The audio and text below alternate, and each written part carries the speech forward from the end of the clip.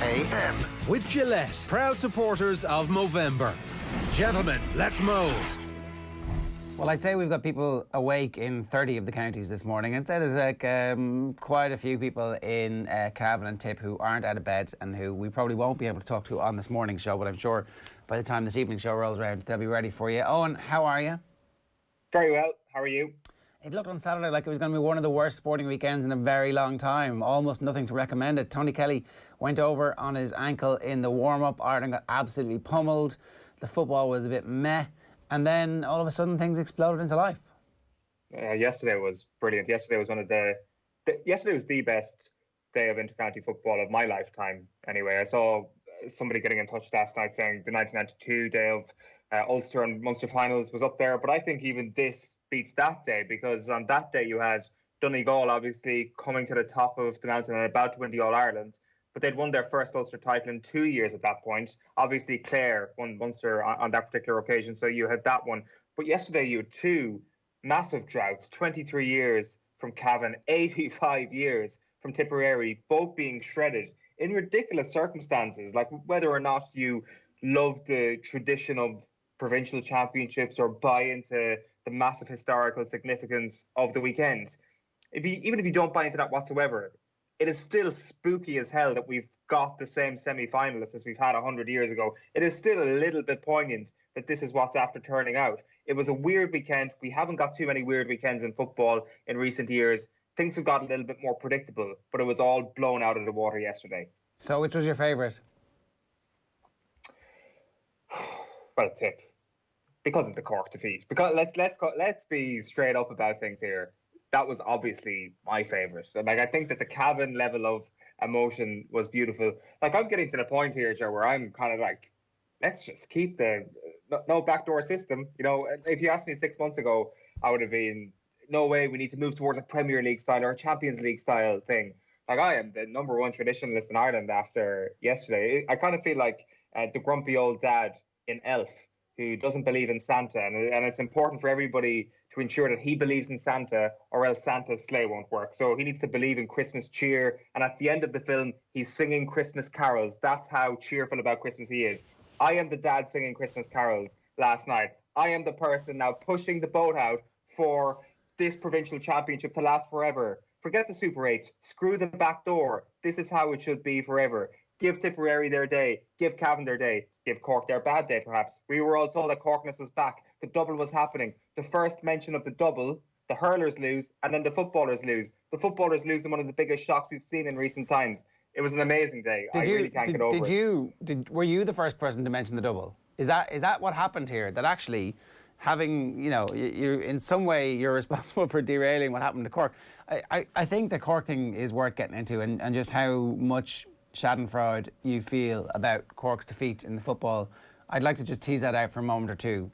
Tell us, how excited were you when you realised that actually, because you were very close to predicting a Tipperary win in the immediate aftermath of the Cork's defeat of Kerry. You were like, Tip are going to beat them anyway. And then you talked yourself out of it, only to slowly be tempted into, actually, maybe my immediate gut reaction here wasn't that wrong at all.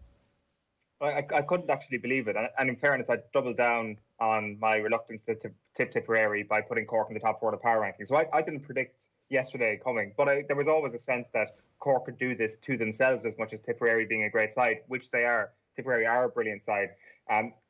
This Cork team, there was a sense of fortuitousness about what happened against Kerry. There's no question about that. But with the conditions with the last second goal, with Kerry being terrible on the day, but you have to make your own luck. And I really thought that to beat a team who would be considered to be All-Ireland contenders, you have to be somewhat excellent yourself. And I think that a shock can happen if, say Tip beating Cork yesterday, a Division 3 team going up to 2, getting beaten by a Division 3 team, that can happen. But for the number 2 team in the country, or so we thought, to get beaten by a team, that team who beats them has to be outstanding themselves. So I got lulled into the false sense of security that Cork were back. And it wasn't me. I think on RTE after the Cork win, the first thing that was mentioned was the idea of Corkness and how this was actually a real thing. This necessary sense of arrogance is what is required.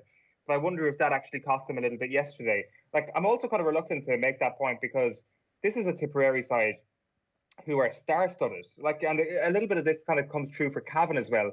We had kind of written off these golden generations of Cavan and Tipperary footballers. We kind of looked at the 2016 All-Ireland semi-final and said, patronisingly, isn't that great? They ran Mayo close in an All-Ireland semi-final. Sure, wasn't that brilliant now? Sure, that's the Miners who won the All-Ireland 5 years ago. That's them coming to their fruition. They've had their moment in the sun. They got their big day out in Croke Park.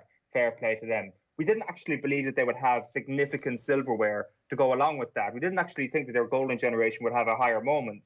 And with Cavan, there was something similar going on. We thought maybe, wasn't it great that they beat Monaghan last year in 2019? But sure, look, once they came up against that brilliant Donegal team, they were never going to stand a chance. And that was what we were all thinking this year. So for those golden generations to finally get their biggest moment yesterday was the most satisfying part of all of it for everyone looking at these teams coming through the years, because very often you have these generations who do not win a thing. Both Cavan and Tipperary have now won probably the biggest trophy they're going to win, let's face it, because of what happened on Saturday night. And it's just, you just can't but be delighted for them, even if you love or hate Cork. Patrick Lee on YouTube, what are you saying now? Owen up Cavan. Ross Trainer on Twitter, I'd say Owen Sheehan and his power rankings will make the pressure rankings this week. And Jared Tormey has managed to turn you into a meme, and he has already edited your power rankings for you. So Dublin are 1, Mayo are 2. Sorry, Dublin are 1, Cavan are 2, Mayo are 3, and he didn't bother with the rest of it. He just gave up at that point. It was like straight in at number 2. It is the footballers of Cavan. So he's also tagged in the Cavan County Board, just in case, just so they understand exactly what's going on here. What's the dynamic? Yes, Mr. Cavan County Board man, you need to get on to Owen Sheehan immediately and tell him that his power rankings have been a steaming pile of dung. Park Talchin would be a great location to host the All-Ireland semi-final between Dublin and Cavan. It's a pity the lights were never fixed, says Shawnee Moran on Twitter. Lads, drop the rugby chat for once. It's a boring sport. Let's just chat Cavan and our glorious win, says Shane. And Dennis Ryan says, singing from Tip, we want Owen's power rankings now. Where are Tipperary going to be in your power rankings? What do? You just have to replace Cork with them, right? They're in the last 4. Possibly. Yeah, the Cork thing, I will say, was an overcompensation, as I said at the time, for my family's safety, because if I hadn't actually put them ahead of Kerry, then, we would have all got taken away. Tipperary now, there's obviously less of a significant threat on our livelihood, so maybe we can be a little bit less generous to Tipperary. They're on the better side of the draw, that's for sure. If they go up against Tipperary, you would definitely be even more if they're going up against Dublin, rather, you'd be even more patronising about their chances. And again, going back to Saturday night, if you feel hope, then Saturday will give you enough reason to not feel hope pretty quickly again. So let's not look ahead too quickly. But Tipperary Mayo is a contest as far as I'm concerned. Like Colin O'Riordan, I think we sometimes underplay just how good these guys are to go to Australia. There's a reason these guys are professional athletes. They are the very cream of the crop. And just because we haven't seen them play football in a while doesn't mean they can't absolutely tear it up. And one player can make a massive difference to a team's chances. And Mayo have had an ability to underperform in the past as well. I think that's going to be a brilliant semi-final. So the other thing that we should talk about is John Connellan has tweeted out an open letter, a very passionate letter about the death of Leinster football. We're going to talk about that a little bit later on, because the Dubs were a buzzsaw that Meath ran into on Saturday night and just had no answer. And all the stuff that we had thought that Meath had fixed, they hadn't fixed, and they were just completely incapable of in any way putting the Dublin under pressure. So we'll deal with that a little bit later on as well. But we'd love to hear from you. 0879 180 180. Are you a celebrating Cavan fan? What the hell happened? Are you a celebrating Tip fan? What the hell happened? And we'd love to hear from anybody who's been knocked out of the championship. The Tip hurlers, all of a sudden playing second fiddle to the footballers. What a weekend it was. Neil Tracy's here. Neil, good morning to you. How are you? Not too bad, Ger Eoin. How are you getting on? Good. Where are we starting? Going to start actually with the FAI and just bring the details. They said last night, released a statement saying they are satisfied with the explanation provided by Stephen Kenny around the controversial video shown to players prior to the recent defeat against England. A supposed motivational video caused controversy when a member of the camp revealed to the media that it was, quotes, political and anti-English. Following an investigation, the association has now said the matter is closed after accepting Stephen Kenny's explanation. Time to recap on yesterday's Gaelic games and some reaction to those 2 brilliant provincial finals. because long waits ended for Cavan and Tipperary for provincial success yesterday. As you were talking about there, Cavan claiming a record 40th Ulster football title and a first in 23 years. They denied the 3 in a row chasing Donegal to reach a first All-Ireland semi-final since 1997 with a 113 to 12 point win at the Athletic Grounds, setting up a last four meeting with champions Dublin. And speaking after the game, manager Micky said he was still struggling to believe his eyes. As I said to a couple of other reporters, I'm waiting for somebody to pinch me and tell me the game's on tomorrow, and that's the reality of it. What a performance. The lads, dug every ounce of energy out of themselves today, and we as a management team are just so delighted for them boys, because let's be honest with it, you yourself and every other person in the country had us wrote off, and nobody gave us a chance coming in here bar ourselves, and to do something like that against the odds is a special occasion. Whatever about life is roller coaster, you'd have to say he's definitely had the best post boyzone career, right? I did love that actually for the lesser known. Everyone wrote us off, and also I can't believe it's happened. It's a great combination. I mean, everybody did write them off. They did, yeah, 100%. Like, this is one of those rare occasions where you can say literally everybody wrote them off. I mean, they were massive outsiders. We were all looking forward to watching what Donegal would do to Dublin to at least put them under a bit of pressure. Like, we had begun to analyse that game to the point where we were thinking about matchups and how this game would be a good opportunity for Paddy McBrearty to give it more game time, etc., etc. Like, you can't blah, blah, blah away an Ulster final, it turns out.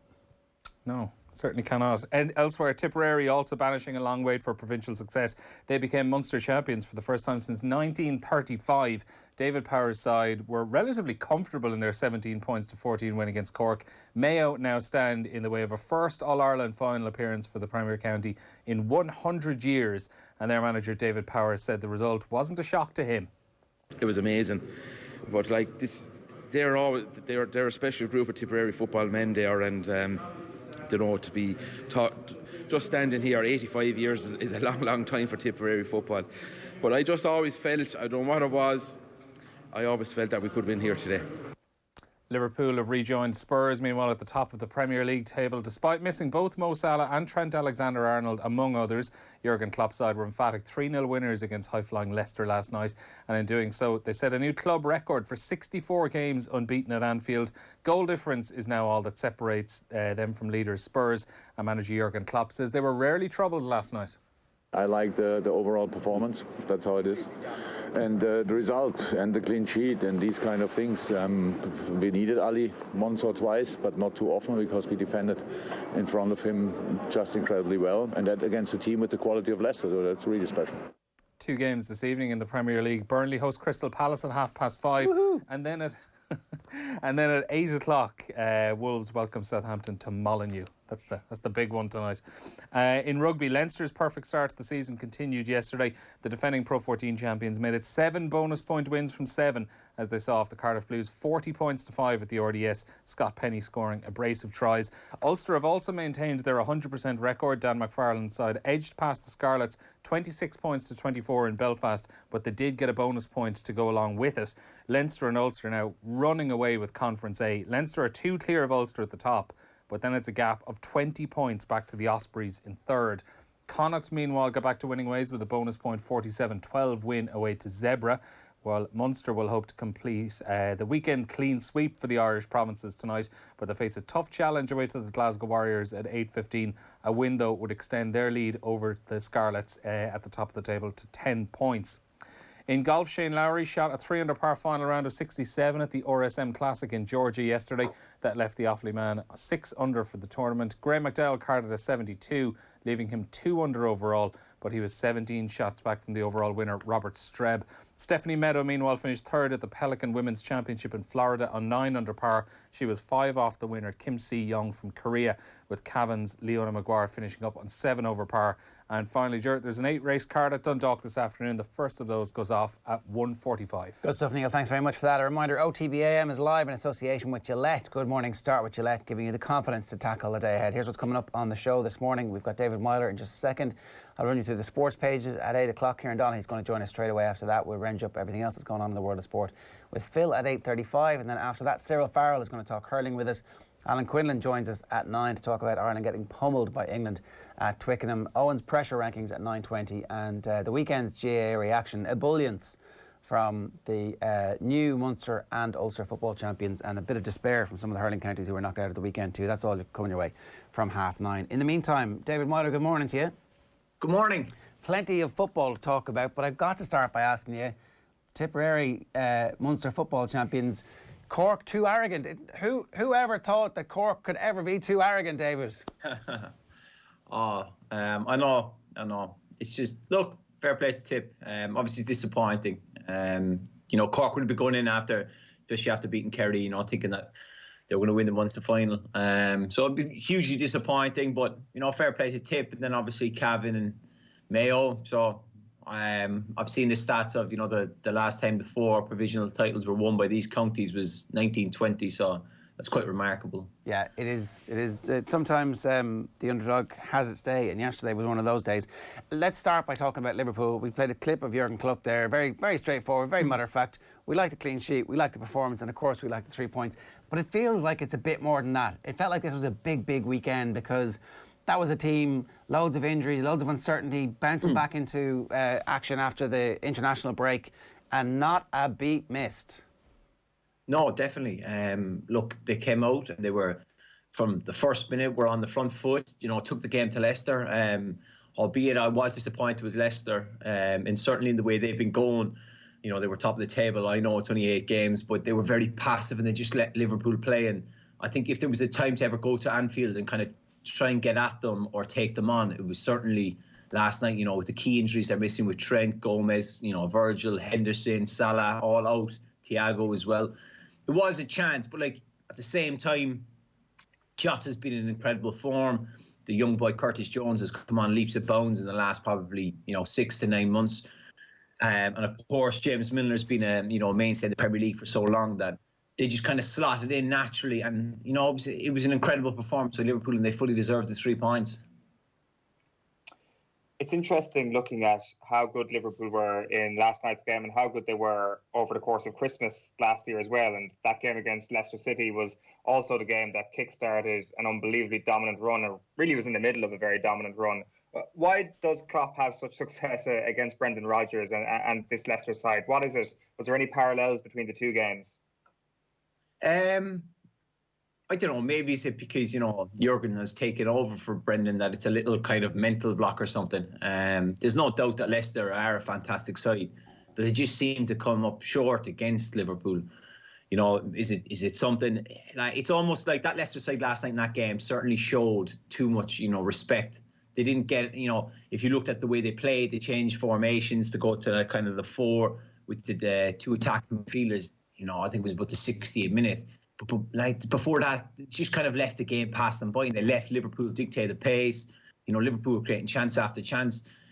I watched Jurgen Klopp speak after on Sky Sports, and I think the only thing he was disappointed about was that they didn't score more goals. So it is something, but at the same time, a few of the players have spoken, and like James Milner said, it's been very hard for them to kind of get on a run with the international breaks. Of course, we've had a few of them, but now they were certainly looking last night with that game to kind of start that run going into the busy Christmas period. So with that victory, you can kind of get the feel from the camp that they want to kick on and put together a great run.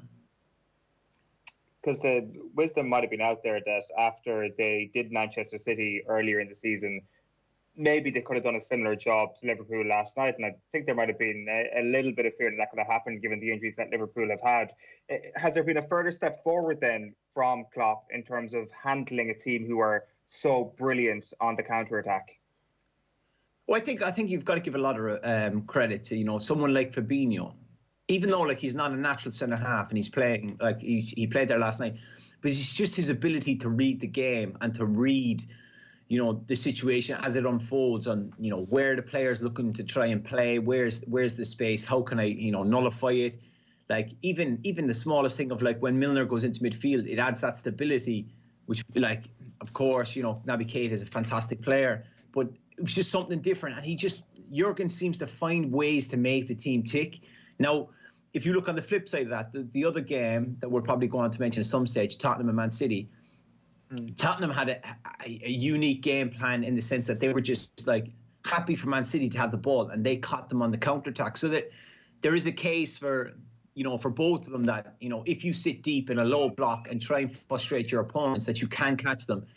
Tottenham did it superbly, but then Leicester tried to do it and they just couldn't get anything going. So there is, a case for both that it can work, but then the earlier you kind of score in those cases, it does help. And, if you look at Liverpool's score, I won't say early on, but like compared to Tottenham, but, in the sense that Tottenham then have something to, fight for, whereas Leicester then have to change the game plan and come out and attack Liverpool, which then suits Liverpool, certainly with the form some of those players are in. And we'll come to that in just a moment, but just one final point on Liverpool. Roberto Firmino getting that goal last night. Obviously, Jota scores as well. The conversation around Firmino is that, right, okay, Jota's form, statistically anyway, means that he might actually just be pipping Firmino to a starting spot. It's very, very hard to make that conclusion now, isn't it, David? Look, I've said this, I don't know for how long. Roberto Firmino is like Jurgen Klopp's number one player on the team sheet. I don't think people kind of realise that. Of all the superstars they have, he is the the front line, and he's the one who sets the press off and all the work he does. I know anyone looking on, even Liverpool fans, or he doesn't score enough goals, or he's not scored enough goals. In the past, he has scored more goals.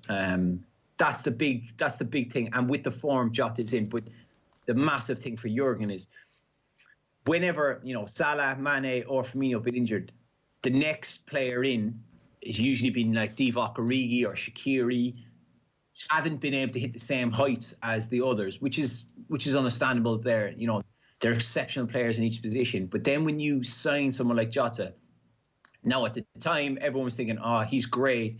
He's just below them. He's really showing with his, as the form he's been in, the goals he scored. Like, I think he's got 5 and 5 now in the Premier League for Liverpool, which is like remarkable that he really is pushing. And now Jurgen has the difficult job of actually finding a way to get them all in, because I know he'll not want to drop Firmino, but then Jota deserves to be playing. So, look, it's a great selection headache for him to have, because when you have players playing that well, it's only good for the team. And he's better than Harry Kane, right? No. I love Firmino, but he's not better than Harry Kane. But I did catch a few nibbles on Twitter with that one. A lot of people were getting a bit Twitter's too easy at times. Especially late on a Sunday night when everybody's a little tired and emotional. Yeah, yeah. And of course, look, Firmino hasn't scored and everyone's tweeting about him. And it did make my evening. I'd say so. Speaking of Harry Kane, though, he is like whatever fears people had about Mourinho coming into Spurs and the arc of his career heading down, whatever issues Jose Mourinho's had over the last couple of years, it seems like he just didn't have players who were good enough to do what he wanted to do. Now that he's got players who are doing what he wants to do, his team looks really good. No, they do. And that's kind of, for the other teams, that's kind of a worry, in the sense that, like, I was on the Saturday show with JD and that, and I know he supports Spurs, and I just kind of downright dismissed them as, title contenders. But it was interesting to watch Mourinho speak after the game, and I think if you look back at his time at Manchester United, he kind of looked fed up. Someone who'd been around the block a while, who'd seen it all, and then it was kind of, he'd lost his mojo. But then, it was quite interesting to hear him after the game. Like, he said, I don't care what position we are. I just want to win the next game. Like, if we're first, and he says, then if Leicester go and play and they win, they'll go top. But I don't care. We've won our match. I want to win the next match. I want to win football. It just sounded to me like he had that bit back between his teeth, that he was like, I'm like, people are dismissing me or writing me off. And, look, I don't know, but he certainly had that spark in him that, like, I'm going to be successful with Spurs. And look, his track record suggests he's won a trophy everywhere he's been. And then you look at the type of the performance. And the big thing is, like, at the end of the first half, Harry Kane had made the most tackles on the pitch. And if you're looking at that, you're kind of thinking, well, Harry Kane is their goal scorer, or, the front man who leads the line, but he's making, so many tackles. He's back in his own box tackling. Like, I imagine most people have watched the All or Nothing, the documentary on Tottenham when Mourinho came in, and I can't remember what game it is, but he speaks about, we can't be nice guys, we have to be nasty. and they certainly have that now. Like, they just look different. I think the signing of Højbjerg in midfield has been immense for them. And then he seems to have tweaked Ndombele, who's turned into a right good player. He always had it in him, but now he's finding a way to get more out of him for the team, rather than a lot of his performances before were individual. But look, they look like a great outfit, and the way they're going, they should be thereabouts at the end of the season. Harry Kane seems to be like a Premier League version of Patrick Mahomes, where he can drop deep and is... I don't think he got a single shot on goal, actually, on Saturday night. But still, he's got 7 Premier League goals to his name already this season. So it's not like we're shoehorning him into being, a deep-lying playmaker at this point. He has got both in his locker. And the question is, pre-game, how do you actually stop that? Because you perhaps aren't fully sure what version of Harry Kane is actually going to be deployed against you. Yeah, well, that was the thing. Harry Kane did an interview after the game, and he spoke about how obviously he's been dropping deep to get on the ball, but he highlighted the fact that he felt that the centre halves would come with them. So it was obviously something that they had spoken about and worked on, that Harry was going to drop it deep. And then when you've got someone like Stephen Bergwijn and of course the form Heung-min Son's in, like sprinting in behind, like. We saw for the goal, Harry Kane comes short, Laporte goes with him, Diaz is caught in no man's land, Ndombele just flicks it over the top, and Heung-min Son's in. So it was almost as if Mourinho had thought out the tactician in Guardiola and the way he plays. But certainly with Harry Kane, like, he's got 9 Premier League assists already. Like, as you said, he's got 7 goals, and the thing is, his contributions are massive with goals and assists. And look, they look a real good team. If they can keep them all fit and keep playing the way they're playing, then who knows what they can do. The thing about that attacking setup is that Spurs destroyed Southampton doing the exact same thing very early in the season when Son scored his 4 goals. It's almost as if Pep Guardiola hasn't watched much tape of Tottenham this year and wasn't expecting this. He might, it's a hard thing because the way Man City play, and I think certainly if you highlight the second goal that Lo Celso gets, like Kyle Walker, like they push their fullbacks on, and then it turns out Kyle Walker's high up the pitch. I'm not saying it's his fault or anything, but he's high up the pitch. They're dominate. They lose possession. It's a quick few passes. Harry gets on the ball, and then it's Kevin De Bruyne is the one that's trying to close down Lo Celso because they counterattack them so well. It's just the biggest problem City had the other night was just. As much as possession they had and they were dominating, they were knocking the ball around, they were just too slow. They left Spurs get back into the low block and get men behind the ball. When Man City have been at their best, they move it a lot quicker. But I don't know what it is with City at the moment. I know, look, Aguero's missing, Sterling came on late on, but I still feel that they will be thereabouts. But, Pep does have I think the biggest problem he has is he has too many, world-class players that he doesn't have a select 11. If we look at any of the other teams, like if you talked about Liverpool, Manchester United, Chelsea, Tottenham, you can pick their 11. I think with Man City, we don't know their best 11 if all players are available. And I think that's the hardest thing that he has so many good players that his old squad rotation doesn't seem to me like that they're getting into a consistent form. I know they've been, struggling with injuries, but that seems to be the biggest problem they have. Is the gap too big from Manchester City to Liverpool now? Like, it feels... That's why this weekend felt so important, because what Liverpool were able to do with all their injuries was continue to play the same way that they've always played, so that there's been an inculcation of this is what our belief system are, this is what our philosophy is what we're all going to do, this is how we do things. The fluke against Villa, you take that out, the rest of the season has been really, really good. With Man City, it's been up and down. And actually, I think they lacked intensity as well. They lacked they lacked exactly what Liverpool don't lack. And that's every week we perform to the exact same level. That's why it feels like I can't see City pulling back. It's 8 points. It's 5 points if they win their game in hand, and I wouldn't bet on them to win that game in hand too. It just felt like this weekend that gap's too big for City now, to Liverpool anyway. It's tough. We're 9 games in. It's easy to write them off and say, the thing is, as you said, if they win their game in hand, they're 5 points. And Man City haven't been great all year. They've had good games and they've had bad games. They've not been able to get into a consistent form. But at the same time, of course, it's easy to say they mightn't win their game in hand. But if they do, they're 5 points. Now, if they lose, then that is a huge, psychological block on them. I just feel we're 9 games in. Like, Man City are capable if they get, a team together and get a bit of form, get that lucky win that kind of, lifts them against a big side, and then they're more than capable of going like on a 5, 6, 7, winning streak.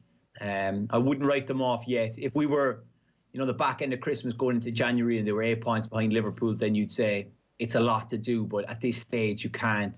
I don't think you can afford to write them off. But at the same time, if Liverpool continue to go the way they're going, like, the big thing is Liverpool are playing at Anfield without fans. If you imagine that's sold out as well, the intensity will go up another level. It's actually quite remarkable to see the level they're able to play at without fans, kind of giving them that extra boost. Because if you ask any player that has ever played at Anfield, it is a very difficult place to go. So Liverpool being able to keep that intensity going, without fans is huge. So, it'll be interesting to see how it gets on. But I wouldn't write off Man City at this stage. Dave, just to wrap up then, the FAI released a statement last night saying they're not going to take any further English into the reportedly any further action into the reportedly anti-English video that was shown in the Ireland dressing room before the England game. They say the case is closed. I think that's a fair thing to take from the statement last night. What's your whole take been on this and how things have now finished up with no further investigation last night? It's a very tough one. For someone like me that, I've been involved with Ireland for years. You hear stories. Like, we all hear different stories. And the problem is, I wasn't in the room. You guys weren't in the room. We don't know the video. We don't know what was said. It's very hard to comment on it. We hear different snippets of different things of what came out. I think the most disappointing thing that I think a lot of people have highlighted is what happens in a change room stays in a changing room. If there had been a problem, I don't know, was it a senior staff member or a backroom staff member or a player that it couldn't have been brought up internally and dealt with internally, then for it to get leaked to the press is disappointing because, look, there'll always be things go on in change rooms all over the world with, clubs or international setups that you kind of you don't want it leaked to the press that it kind of gets out everywhere, because it ended up being after, the Bulgaria game. It was just a kind of a sideshow from what Stephen's actually trying to do. And, I'm just happy that it's all put to bed.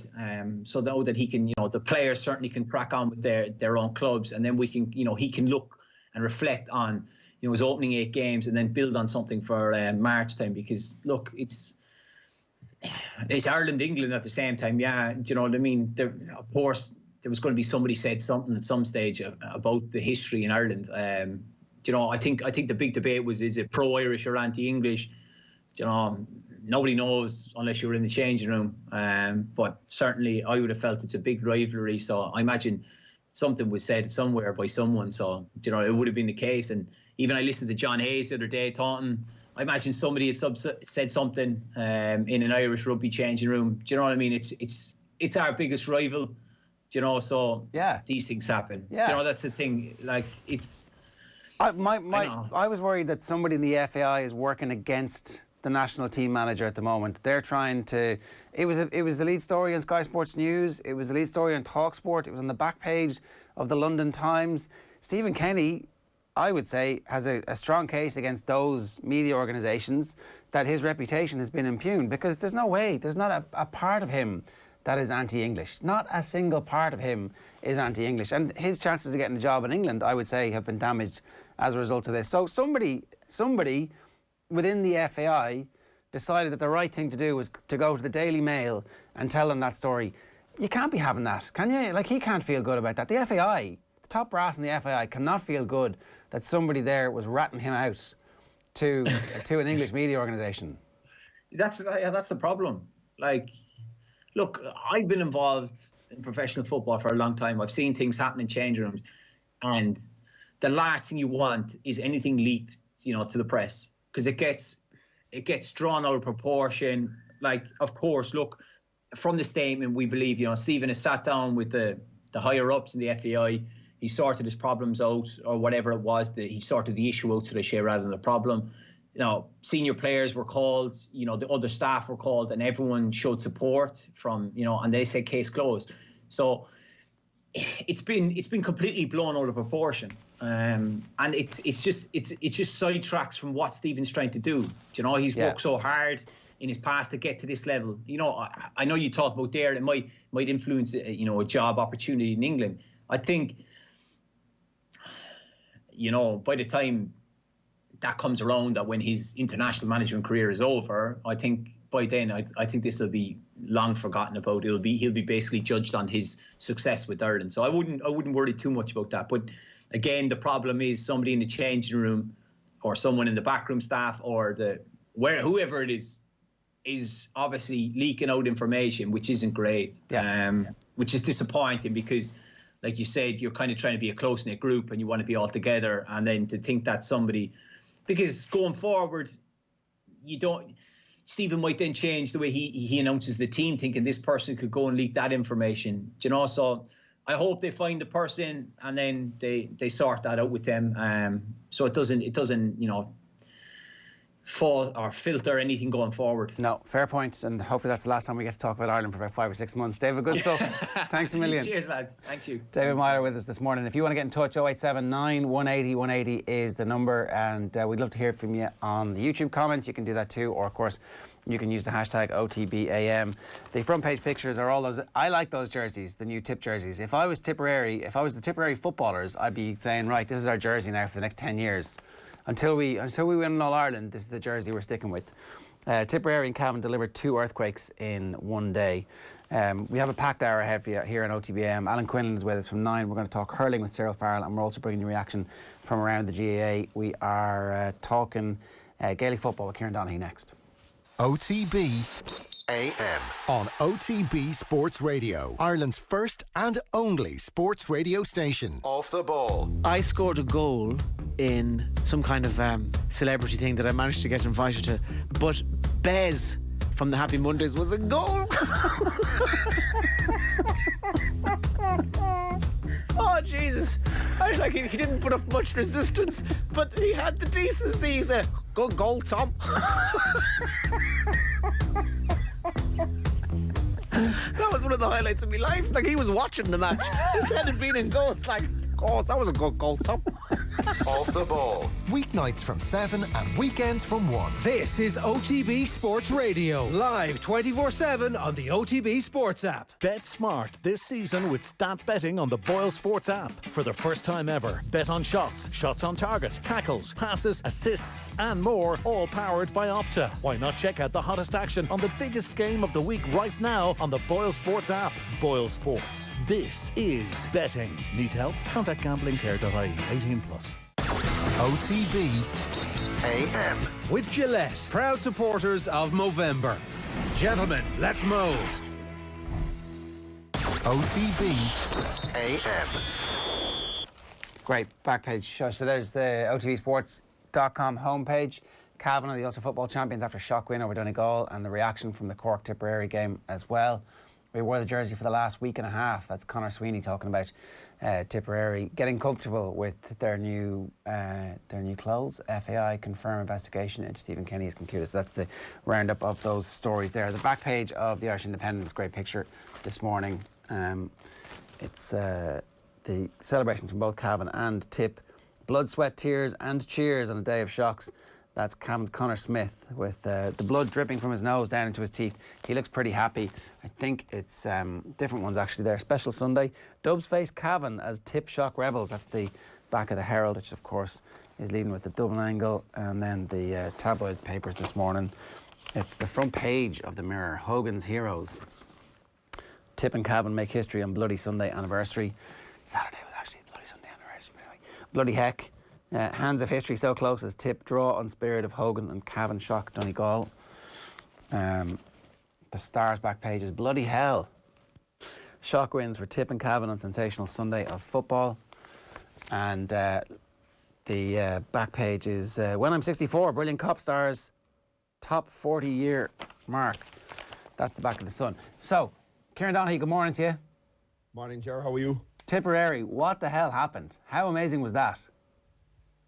Yeah, look, it was just an amazing day of sport, man.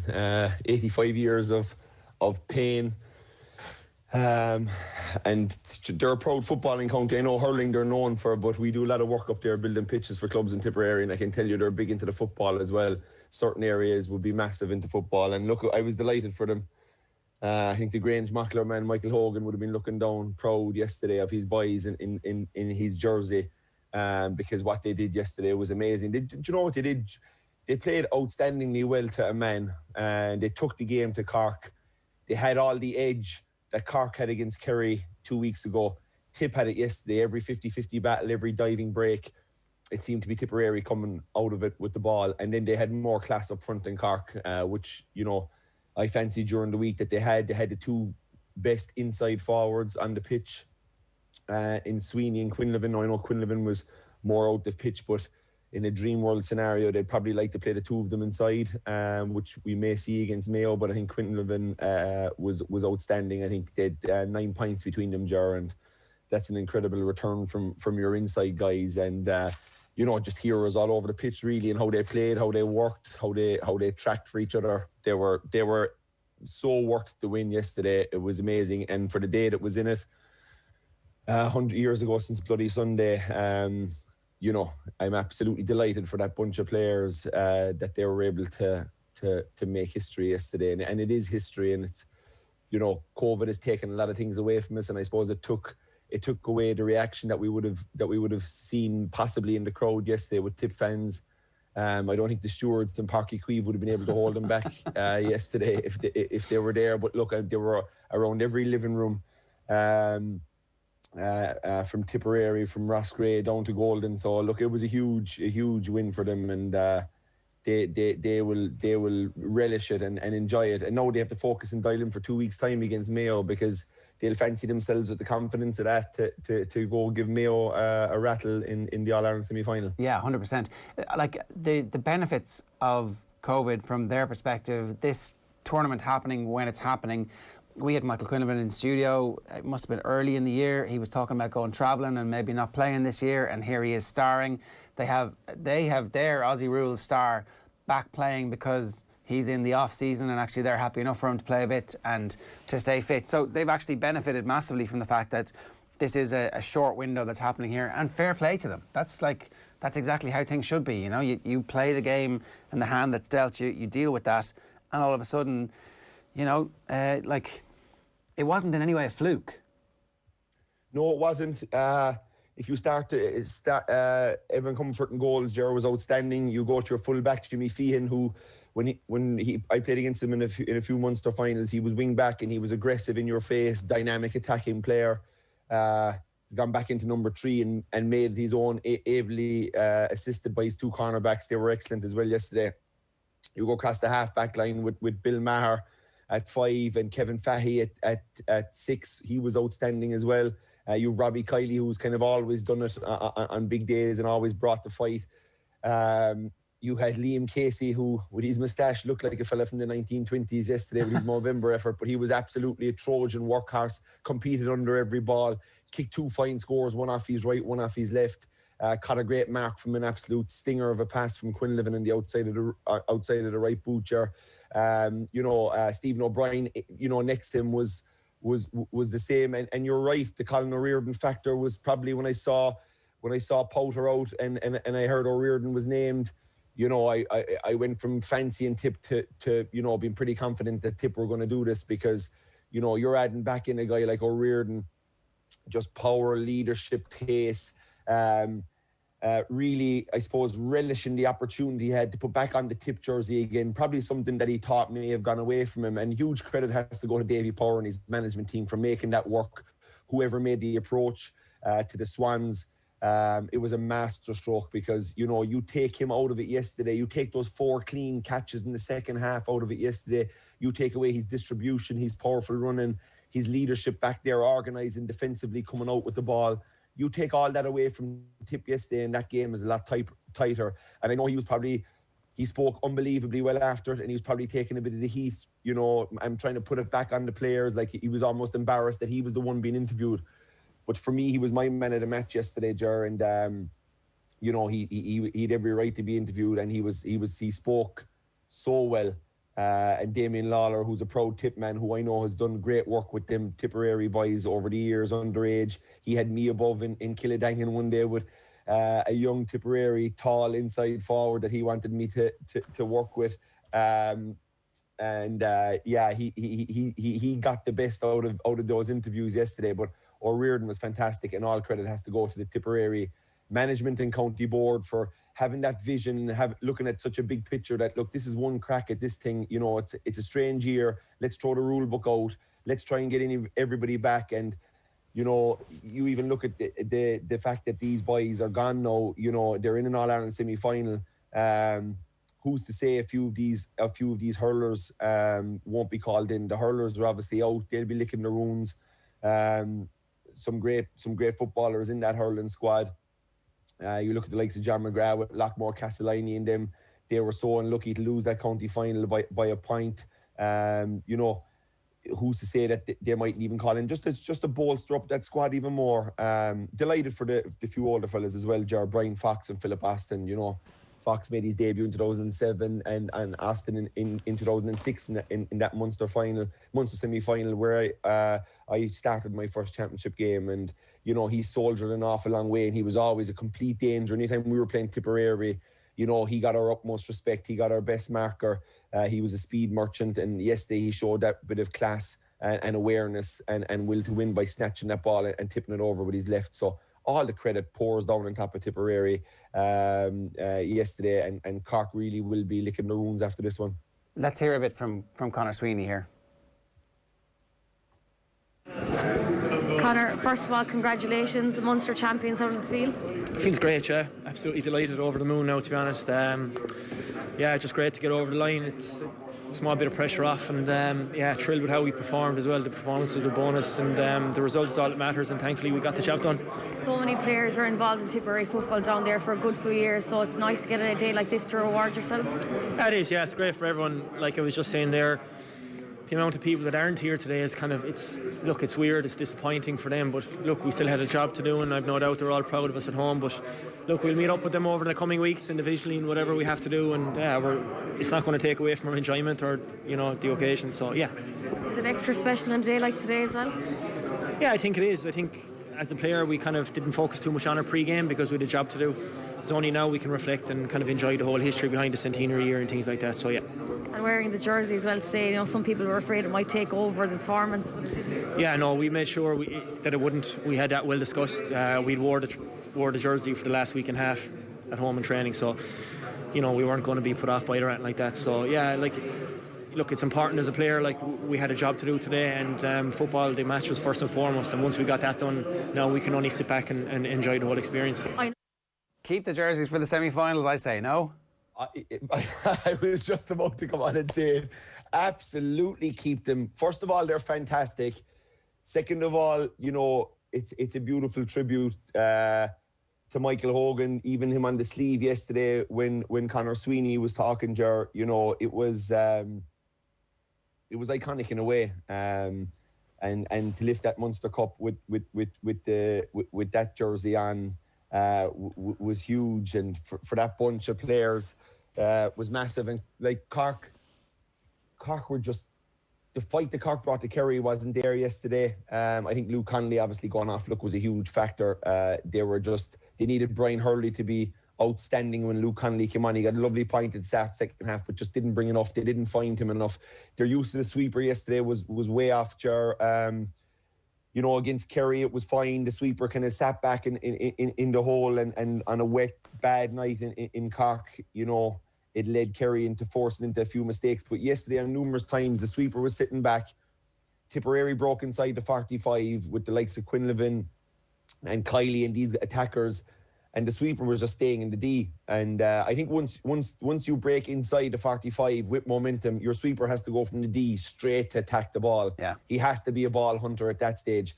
You can't just sit there and kind of, your full back line doesn't need you at that stage. They need you when the ball's further out the pitch. That's why you're in the D, to cut out angles, to take away lines of vision for passers. But once a team breaks inside the 45, you don't need a sweeper then. You got to push at the ball. And Cork did that very poorly yesterday. But it shouldn't really be about Cork yesterday. It was about those mighty men from Tipperary and the one returning Swan from Sydney that made that such a special day. There's an old saying about us: be like a swan, stay calm on the outside and paddle like hell underneath. And Colin O'Riordan certainly paddled like hell underneath yesterday. He was the workhorse. He was the engine of that team, ably assisted by Stephen O'Brien and Liam Casey in the middle of the field. But, a sensational story. Huge day for Tipperary, yeah. Absolutely. Story. Also a big day for Cavan. I want to play some Porrick Faulkner here to kick off the conversation about Cavan. Have a look, listen to this. Do you know, the league we didn't go too well.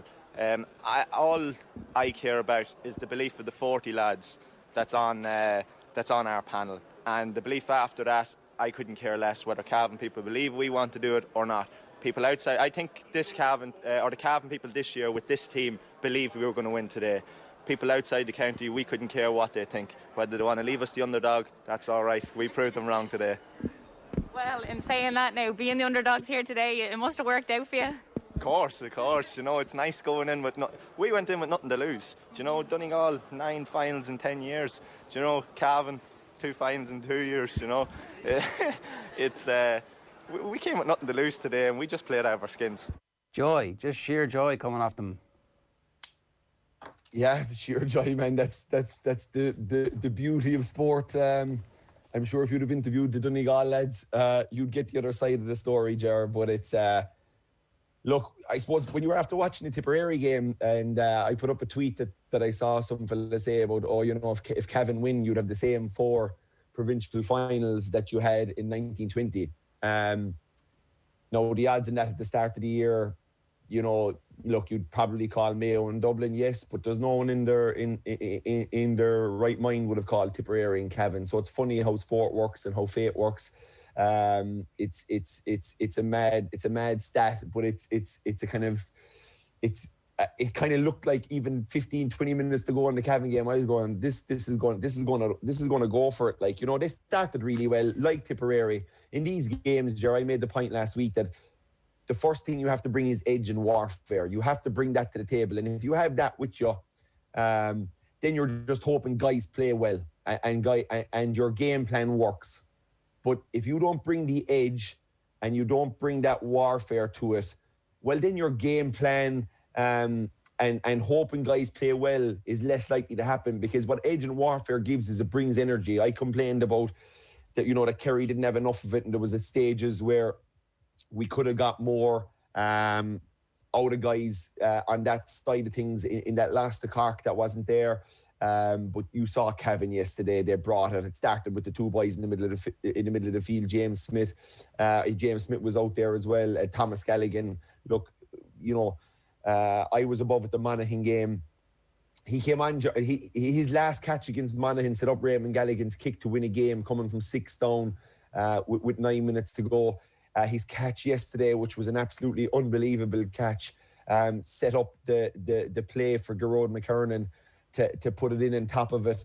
The big save by Raymond Galligan from Jamie Brennan was a huge changing factor in the game. Cavan up a point, Brennan goes through.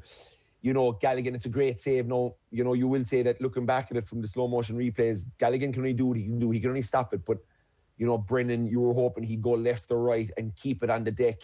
You know, good height for the keeper, right down his throat. Galligan has been amazing all year. And his save was huge.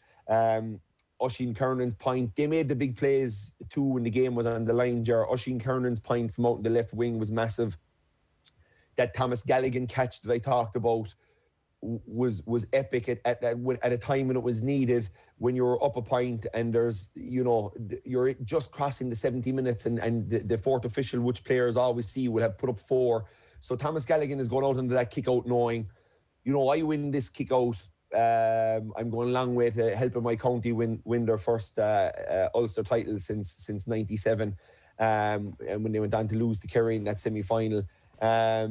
Ger Eoin McKernan was a man mountain in the middle who played that ball in, and then obviously Madden and O'Reilly gambled positively on McKernan. Now, when Kernan was kicking it, right, when Gearóid McKernan was kicking it, I was screaming at the television, kind of going, do not lamp this ball in around the house. Like, you're a point up, there's 4 minutes to go. Do not give Donegal the ball back on a break and let them come up and kick an equaliser. They'll have all the momentum going in.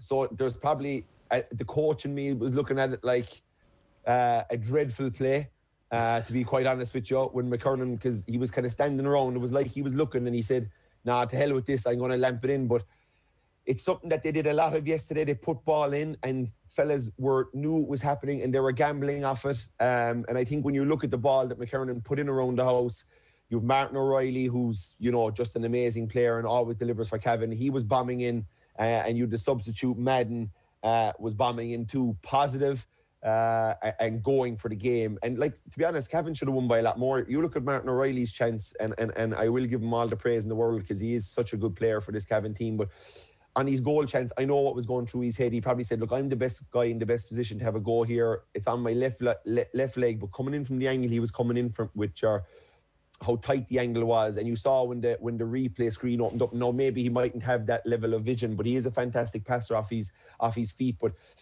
there was a simple hand pass back door to I don't know, was it McLaughlin coming in? It would have been a kind of a tap into the net, but he went for it and missed it. But Cavan had courage all day. They had courage with that ball. They had courage with that goal chance. You even looked at James Smith in the middle of the field. He raced through on goal. After beautiful play by Kieran Brady with a dummy solo on the left, came back in, pinged a lovely ball on his right. They went for things. They were offensive-minded. They took risks. They played the game the way it should be played. Dink ball in. James Smith goes through and misses it. A minute later, he comes out and wins a massive break. Comes down. He's running down a dark alley. 2 Donegal players. He puts the ball under the arm jar, bursts past him, shimmies back onto the right, and kicks an absolute raker. I mean, this is 40 seconds after missing what could have been the chance that would have given Cavan glory, and you know, that's going on in the guy's head. Not a bother on him. Micky Graham has done such a great job with that team to get him into that position where they are. The balls. You know, absolute Look, balls. I want to read you this. They were resilient all day, Ger. They showed huge resilience, and they've shown resilience. 6 down against Monaghan. What did they show? Balls and resilience. 10 down against Down. What did they show? Balls and resilience. And what they showed yesterday against a really good Donegal team that everybody was raving about, and everybody thought that they would put it to Dublin. Yes. When you look at them yesterday, you know, we talk about Dublin, they're on a different level, but you know, Cavan just showed super courage, and resilience is the word I'd use about this Cavan team. And they'll carry big momentum in, and it's probably an uphill battle now that they'll be facing, but they've been written off numerous times this year. They'll kind of like that, and look, it's a great day out, All-Ireland semi-final against the best team to ever do it, so huge chance for them to see where they are at on that level, because that's what they'll be thinking out. They're Ulster champions. They've got a nice team. They might have a few big players in McVitie and guys to come back into it next year. There's real momentum in the county, and they'll be looking, okay, let's see how we do against these fellas and see where we can bring ourselves to. Huge for them. A comment on YouTube from the Boar's Head. Well, lads, that's 40 Ulster titles for Cavan, says Hugh in the Boars. Good morning to you, Hugh, and that's a long time waiting.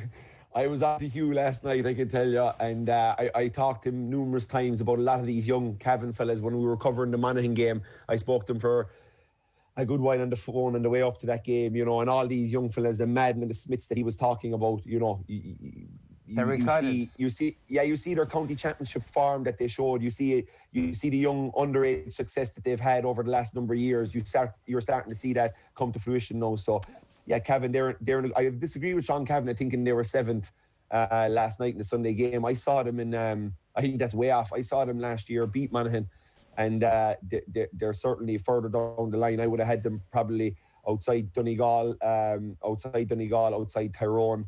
I think they're better than Down. I think they're better than Derry, better than Antrim. Yeah.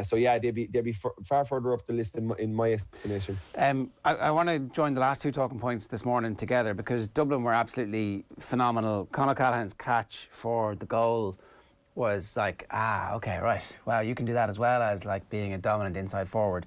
But John Connellan was a former Westmeath footballer, is watching this. Maybe he's a current Westmeath footballer. I didn't mean to retire in there.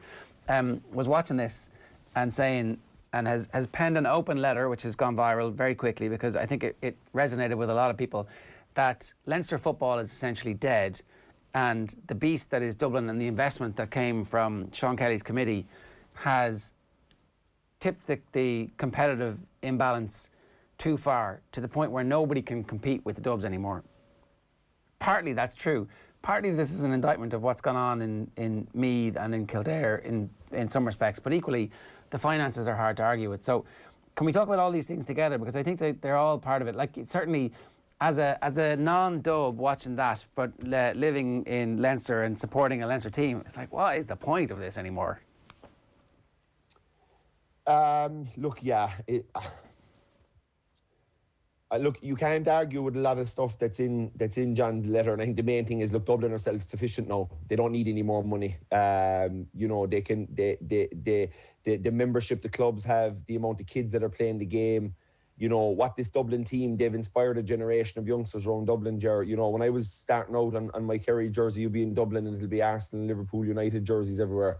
I'm driving through Dublin now on a constant basis with work, and it's Dublin jerseys left, right and centre. The girls, the women's team have done the same for the young girls in the county. So they're self-sufficient. So I think John's major point in this is, look, just try and give people as much money as you can to the other counties to try and bring the standards, levels of coaching, probably investment into it up. And you can do all that. But look, I'm still slow to take away from this current bunch of players and how they've kind of amalgamated two real teams, Ger, because you can look at Man United, who have all the money in the world, who have all the recruits in the world, who have all the investment in the world, and they can't get it right. They can't do it. They can't win games. They can't win like they used to win, we'll say. So, you know, money is a factor, but I'm not putting what this great Dublin team have done down to money in my eyes. I think it's unjust to the level of talent that they've produced player wise, and yes, maybe that task force that Sean Kelly has put together in 2003, and I only really got into that yesterday. I'd say Sean might be ducking. There might be a few snipers out from in Kerry with this task force that he put together for the Dubs. I'm sure there's a lot of people who would have said, Jesus, Sean, you should have stayed quiet. And he did a lot of great things in his presidency. I don't know about that one. But no, look, I really do. I really would warn against taking away the credit from this bunch of players. I always say it, they're a generational bunch. You can put as much money into someone as you want. You can't make them play like they do under pressure. Have that level of skill that them players have worked on since they're young kids. You know, absolutely their coaching and, you know, just an example of where they are probably versus most other teams. I came down the back of the tunnel in O'Moore Park when they were playing Westmeath, who were covering it for Sky, and came down the back steps just after half time, after we'd finished our piece and there was ads and the second half was starting. And I said I'd run down to the toilet, and I passed 5 guys on laptops with their back to the game underneath the stand in O'Moore Park, looking out into the car park, all headphones on, all heads down. I don't know what they're doing or what their role is. I'm sure it's statistical maybe. I'm sure it's GPS possibly. But I just don't see that with any other county. We were there about 5 hours beforehand. The stewards had said there was people sent down to check the height of the crossbar for Stephen Cluxton. Check the goal mouth area. How level was it? How flat was it? They're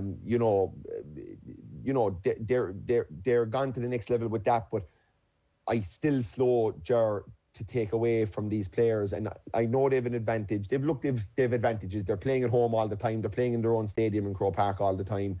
They obviously have financial backing now, and I think that's where people are starting to look at it, and that's probably where John's letter is coming from. It, the amount they get in GAA grants, the amount they get in sports capital grants, and I think what the point is from him is can we start spreading the wealth that Dublin are self-sufficient now, and I think that is correct, and Dublin will acknowledge that themselves. But this, I'm not saying, and I will not say ever, that this Dublin team and the successful road that they've been on is down to anything else like generational players they've had. If you go through the originals, the Stephen Cluxtons, the James McCarthy's, the Bernard Brogans, the Paul Flynn's, the Brian Cullens, the Kevin McManamans, the Keane O'Sullivans, the Michael Dara McCauley's, the Dean Rocks. You add in a beautiful blend then of guys that came in kind of around 15. Kilkenny came back from Australia. Con Callahan came in. Brian Fenton came in. You know, a checkbook hasn't made them what they are. And I want to be really clear with that. But I think John is right also on what he's saying. And he shows huge admiration in that letter for Dublin. But I think his point is now, Dublin are self-sufficient. The rest of Leinster badly needs help. And it's not just the rest of Leinster, Ger, it's the rest of Ireland. It is. You know, people are talking about all the Leinster championships in trouble. Dublin are going for 6 in a row and probably will get 6 in a row. So, like, we're talking about 10 in a row in Leinster, like it's a huge, big deal. This crowd are about to go 6 in a row all over Ireland, which has never been done by any team in the associate. Maybe there's been ladies' teams that have done it actually. But Cork, like, yeah, Cork footballers, but Kerry footballers, I think, as well. Yeah, the Dublin 100%. team. Yeah, look, I get your point. I think there's definitely... We've started a conversation today. We can continue that because there's a couple of weeks where we get to luxuriate in the quality of the football, but also the debate that has been opened up by John Connellan as well.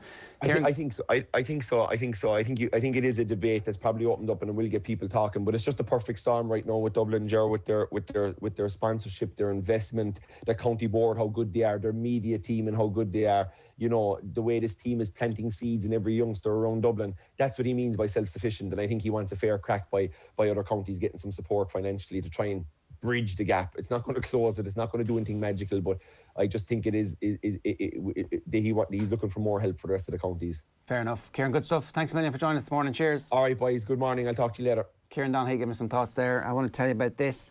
Obviously, the 2020 GAA Football All-Ireland Senior Championships exploded into life at the weekend. What a championship it's been. To celebrate, Super Value, as part of their Support Where You're From campaign, have given us some great prizes to give away. Dig out your favourite ticket stub, match programme jersey, photo with your hero, any GAA-related items that you've been dying to tell the country about. Make a short video, 20 seconds, 30 seconds, whatever, explaining its significance. Get them into us on any OTB social channel or WhatsApp to 0879 180 180. We'll choose a winner every Friday during the championship. Each weekly winner, will land a €200 voucher for Super Value near you, and also the chance to star in Super Value's Super Fans series. It's a fly-in-the-wall peek inside the homes of dedicated supporters around the country. Super Value, proud sponsors of the GAA All-Ireland Senior Football Championships. Check out facebook.com/Super Value Ireland for more details. What's your take on the money issue, Owen? The idea of self-sufficiency is an interesting one. It probably tells us that we've gone too far, and the point of no return is something that's in the rearview mirror rather than something that we can now negotiate in the future. It's not going to be arrested anytime soon. There will, I think, this may be a little bit doomsday, but I really think there will come a time in the next decade where splitting Dublin in two might have to become the solution, because the whole array of other possible solutions just probably aren't going to be fixes anymore.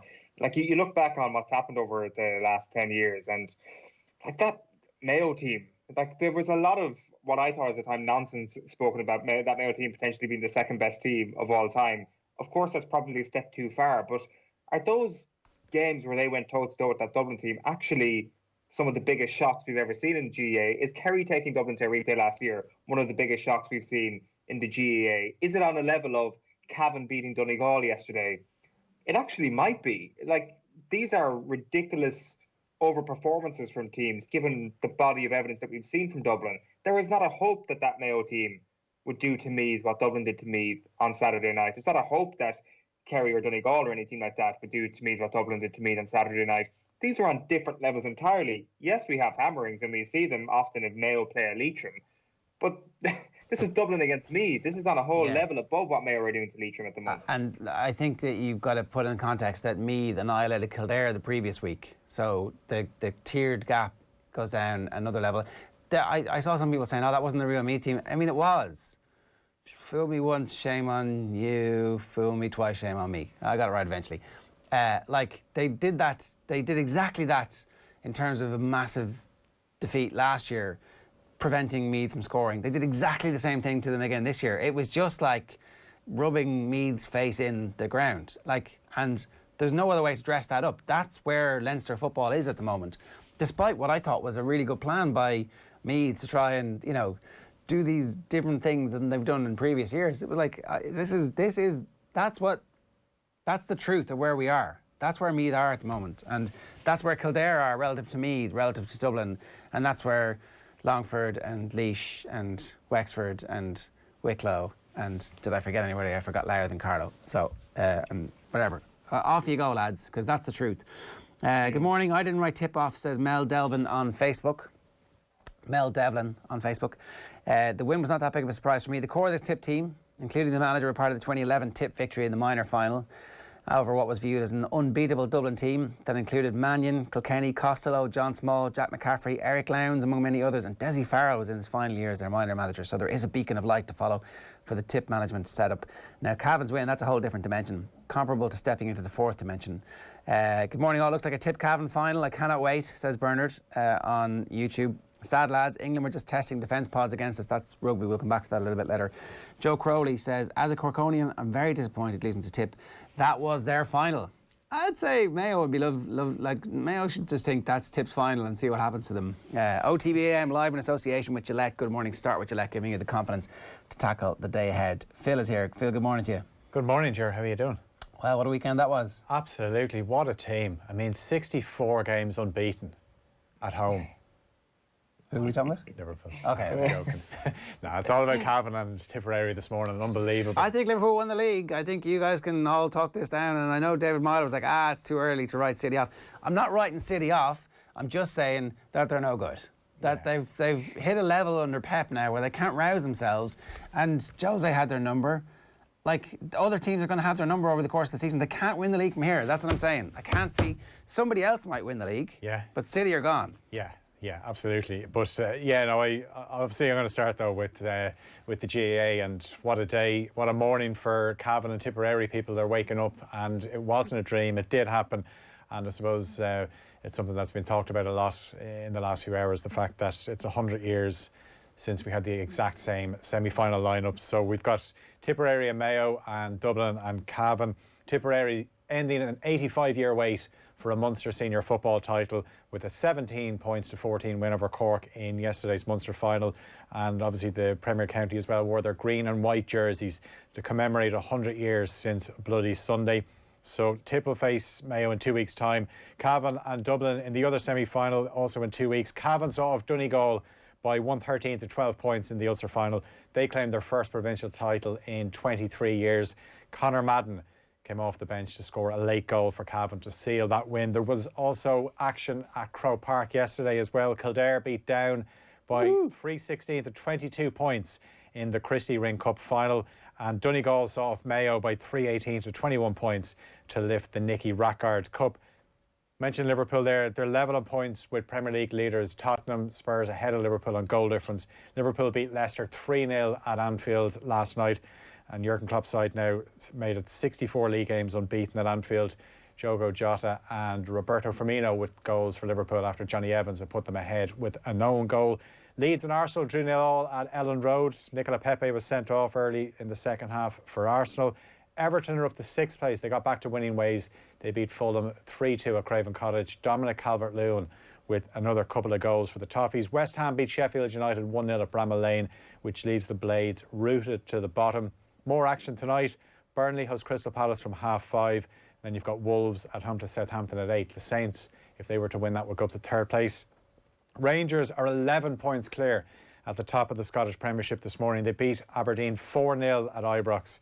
So they obviously have 11 points advantage over Celtic. Now, Celtic do have 2 games in hand, but Rangers certainly moving into the driving seat in terms of the Scottish Premiership title race. The FAI says it accepts the explanations of Republic of Ireland manager Stephen Kenny for a video that was shown to the team ahead of the friendly with England at Wembley. Kenny held talks with the FAI on Friday. The organisation says the matter is now closed. Stephanie Meadow finished 3rd at the Pelican Women's Championship. She was 5 off the winner, Se Young Kim of South Korea. And Russia's Daniil Medvedev claimed a first ATP Finals tennis title last night. Came from a set down to beat Austria's Dominic Thiem in the showpiece in London.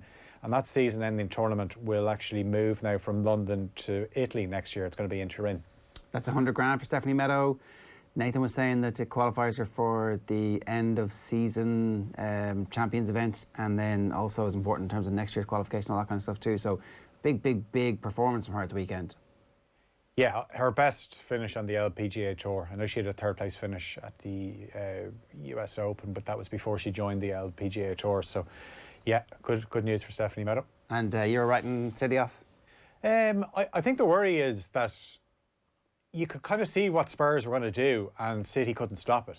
Now, they won 2-0 last season, Spurs, but this 2-0 felt very different, where Spurs were so disciplined in defence, but they actually looked like they had a purpose when they attacked. And for all the critics and the criticism of José Mourinho, this is what you kind of associate with Mourinho teams of the past, where in those big games they can sit in, you call it what you like, good defensive shape, parking the bus, but then when they actually get the ball, they use it very well, and they hit Spurs or they hit City lovely on the counter. And we know how good a coach Guardiola is, but one thing you have to look at is the recruitment.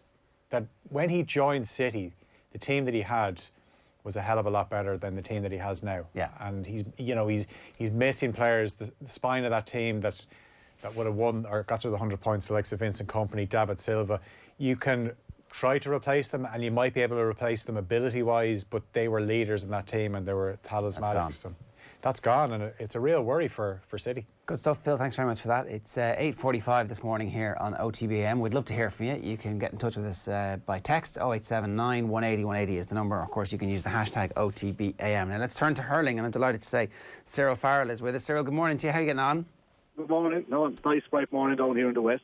The whole country is agog with the football yesterday, but I think hurling people were very disappointed when we learned that Tony Kelly wasn't going to be the full Tony Kelly because of the injury that he suffered in the warm-up afterwards. Lohan said he went over on his ankle, and that really robbed the game of its drama, I suspect, really. Clare did well to stay in it, but ultimately there was really only one winner from about 25 minutes into that game. Yeah, well, Wolves started very, very well, and as is referred there to Tony Kelly, who was up the championship this year, has been brilliant in all the games. And he was, even though he played on, knowing him, the character of the man, but he wasn't the same Tony Kelly. And the Waterford would be out to mark him, but after saying that, he still played well enough, but he hadn't the same influence on the game at all, and he was a terrible loss. Clare, there's no doubt about that. And they still scored a lot. Clare wound up scoring 3-18, but the game was gone from a long way out from Clare. So this Waterford side have obviously managed to get back to something like the level they were at when they reached an All-Ireland final a couple of years ago. What is actually behind that, Cyril? Were those players just a little bit lost in the post-Eric McGrath era, and they've gone back to basics? They've gone back to exactly what it was. How is Jamie Barron back to being the free-running, all-conquering midfielder? What's changed? Yeah, well, I'd say really, Derek McGrath would have them kind of very straight lines, in a tight formation. Now, the Mulcahy too, which is different, it's more fluent. They're allowed to attack, they're playing off the cuff. If you just look at the two Bennett brothers, for example, Stephen Bennett and Kieran Bennett, they're walking through tackles, they're playing like men possessed. Yeah, Prunty full back, Tyler Burke centre back. Now, these were always there, and they are good hurlers, but they seem to be kind of revitalised. And definitely, they're going for more score. Their scores are very big. Now, okay, what they're letting in is big as well, but to get 3 goals, goals to kind of win matches. They're not going over 25 points or 22 points every day, 327 the last day. So they're playing the combination game, but they're also playing the long game. And I suppose you'd have to say Hutchinson inside is giving them that extra threat. Now, they still only play 2 men inside, the likes of Kieran Bennett, even though he's picked centre forward, he goes back, he's kind of tracking back midfield, and Gleeson's coming out centre forward, but they still have the formation, but they're very, very good at it, and they are very good hurlers, and the likes of Colin Lyons, these lads, and Prunty fullback, these lads have kind of stepped up and are taking the mantle over. Then you have the older guys, when I say older, more mature days, you look at Kevin Borden, lasting there to a ticking in, and as you referred there, Jamie Barron, he's like a pocket rocket. He's back to himself again. So, they are a very, very good team and play very flashy hurling. And there's no way they'll fear Kilkenny. Okay, they don't want to let in as much, but it's going to be a lot closer game. It's not going to be kind of a walk-away for Kilkenny in that semi-final by any manner of means. Yeah, in a weird way, I wonder how well Kilkenny feel they match up to them. And Kilkenny are kind of going to be quite strong favourites for it, more than likely, but actually it has the bang of a 50-50 game off it. Yeah, well, Brian Cody, it doesn't matter what 15 he has or even what he's missing. If he is the so-called all-stars missing, he'll never, to be fair to me, never refer to those that are missing. He's always going to say, I have 15 Kilkenny men with Kilkenny jerseys on, and they're good enough. That's his mantra. The last day Paddy Egan was absent through COVID, and he never mentioned his name until it was all over. Now, he'd be on most Kilkenny team sheets. There wasn't a word about him. That's the way he operates. Kilkenny, you know what you're going to get from Kilkenny. They'll play very hard and very, very fair. They'll set up their own way, 6-2-6, shall we say, and they are playing through the lines. But like they'll play it whatever way you like. But definitely Waterford are on the middle third, like they swamp the middle third, they walk the ball out, and it looks lovely when they walk, and they are very good at kind of popping the ball off the shoulder, and they're working that rotation policy. And like you'd have to see up front that they have more, that they're working very hard and they're scoring a bit, and definitely Hutchinson gives them that kind of the goal threat, even though to me, like, Bennett has been unbelievable this year. Like, every game I see him playing, even on the free take, and everyone's saying that Mahoney be triple loss, which he is, but like, just show you, like, Stephen Bennett has stepped up, and to me, like, he's been early man in the match for Waterford for every game he's playing. That win over Kilkenny was a significant step for Waterford in 2017, the year they got to the All-Ireland final. How much from that year, Cyril, can you actually read into this year? Because if you talk about the golden generations that have come through in Munster counties over the last decade, I guess we were as glowing about Waterford as we would have been about Limerick in recent years. This was a gilded crop, and they seem to have lost their way in recent years. That 2017 summer, can they re-find that this year? I'd say that that's what they're hoping to do. Like, there's no doubt about it. They're reinvigorated, and like they have been that crop has been a great crop of hurlers, and they won a great minor under-21 championship with top class hurling, top class playing. And when you want to, like, say Corn and these fellas, they've been popped on as subs and kind of natural hurlers to tap it over the bar. These are good hurlers, like, and they're fluent, like, so. Like, they'll go in with no fears. Like, they're like Liam Cahill is after having, no matter what happens, he's after having a great year. His first year in, he's after, like, very successful in tip at underage level. So he'd be very confident in himself, like himself and Micky Bevan. So, like, they're on a winner already. But, like, to beat Kilkenny, you have to have the final whistle gone and be going out of the stadium, because they're very, very hard to beat. To get the killer goals, like, they're capable of doing that. And I definitely, Liam Cahill will be worried about what they're conceding, because even though they won a good game against Clare last year, Clare still scored 3-18. That scoreline would win a lot of matches. On the Galway tip game, then, Cyril, I guess there was a lot of talk before the season began about whether or not Tipperary can finally go back-to-back. It's something that they've struggled to do for 50 years at this point. You can put it down to a red card that perhaps a lot of people will have some debate about, or you can put it down to perhaps Tipperary not being quite at it this year. What's your view on why things went wrong for them on Saturday? Well, there's no doubt about it. The sending off was a big break in the game for Galway. Like, you see Carl Barrett, okay, the second yellow, he was going to get it, but the first was very, very dubious. No matter how you look at it, it's very hard to see what happened. Like, the TV cameras don't seem to catch it at all. It's the first yellow that caused the problem. No doubt about it. It had a big bearing on the game. But, like, these things happen, like last year, like Richie Hogan was sent off. Like, so you can't, if you're on a yellow, you have to be very, very careful. The big thing for Galway last weekend was that they came from behind, because you had people questioning, like, could Galway, like, with the kind of, they have leads and they get caught or barely hold on. No, the last day they went in 4 down at half time, actually went behind 6 early in the second half.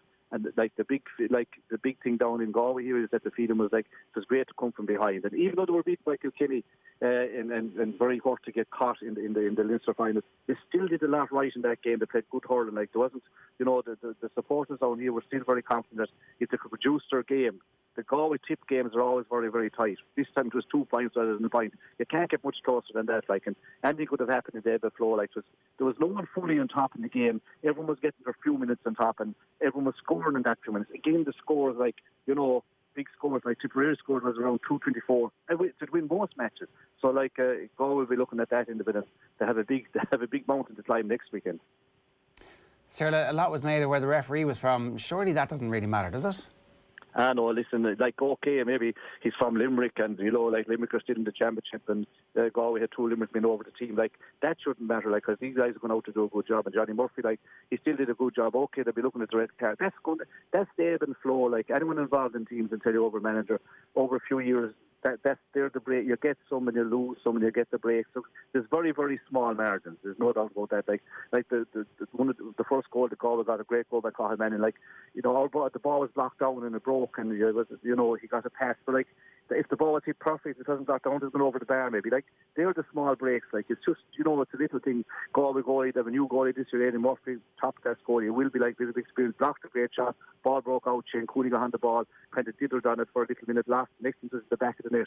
That's hurling, like, and that's, if people, like, mightn't realise, 5 or 6 points in hurling of a lead isn't as much as it is in football, if you know what I mean. It's harder to get in football. In hurling, the 6 points can go in 1-2 shots. It can be all over, like, where you get momentum. So, like, even going back to the Waterford game, Hutchinson save from, that was a great save. broke out the field, and instead of being in the back of the net for Clare, went up the pitch, and Waterford got a great point. And, you know, like it went 7 up rather than 2 up. So they're the tournament. There's small margins in the games, and the games have been brilliant in the sense that the scoring has been unreal, and you'll be on your toes the whole time. Yeah, it seems a bit unfair to single the referee out for where he's from, whether or not the yellow card, the original yellow card. Like, that's not because he wants a better game for Limerick in the semi-final or in the final or any that kind of stuff. No. Just that maybe the GAA and their wisdom maybe shouldn't have applied, like being a Limerick man. But no referee goes out to do that, and we'd all be giving up to them and shouting, look, it's a thankless job, and you'd have to say he did a good job. Like, there was no it was a very clean game. There was plenty of hard knocks, but that's part of the game. But he wasn't for anyone. I'd say if you counted the free counting much the same, and you know that's the usual thing, or the wide much the same. You get your breaks, you have to take that, like, you know. And so, like, you know, Galway got one, there's no doubt about that. Like Conor going off was a big loss.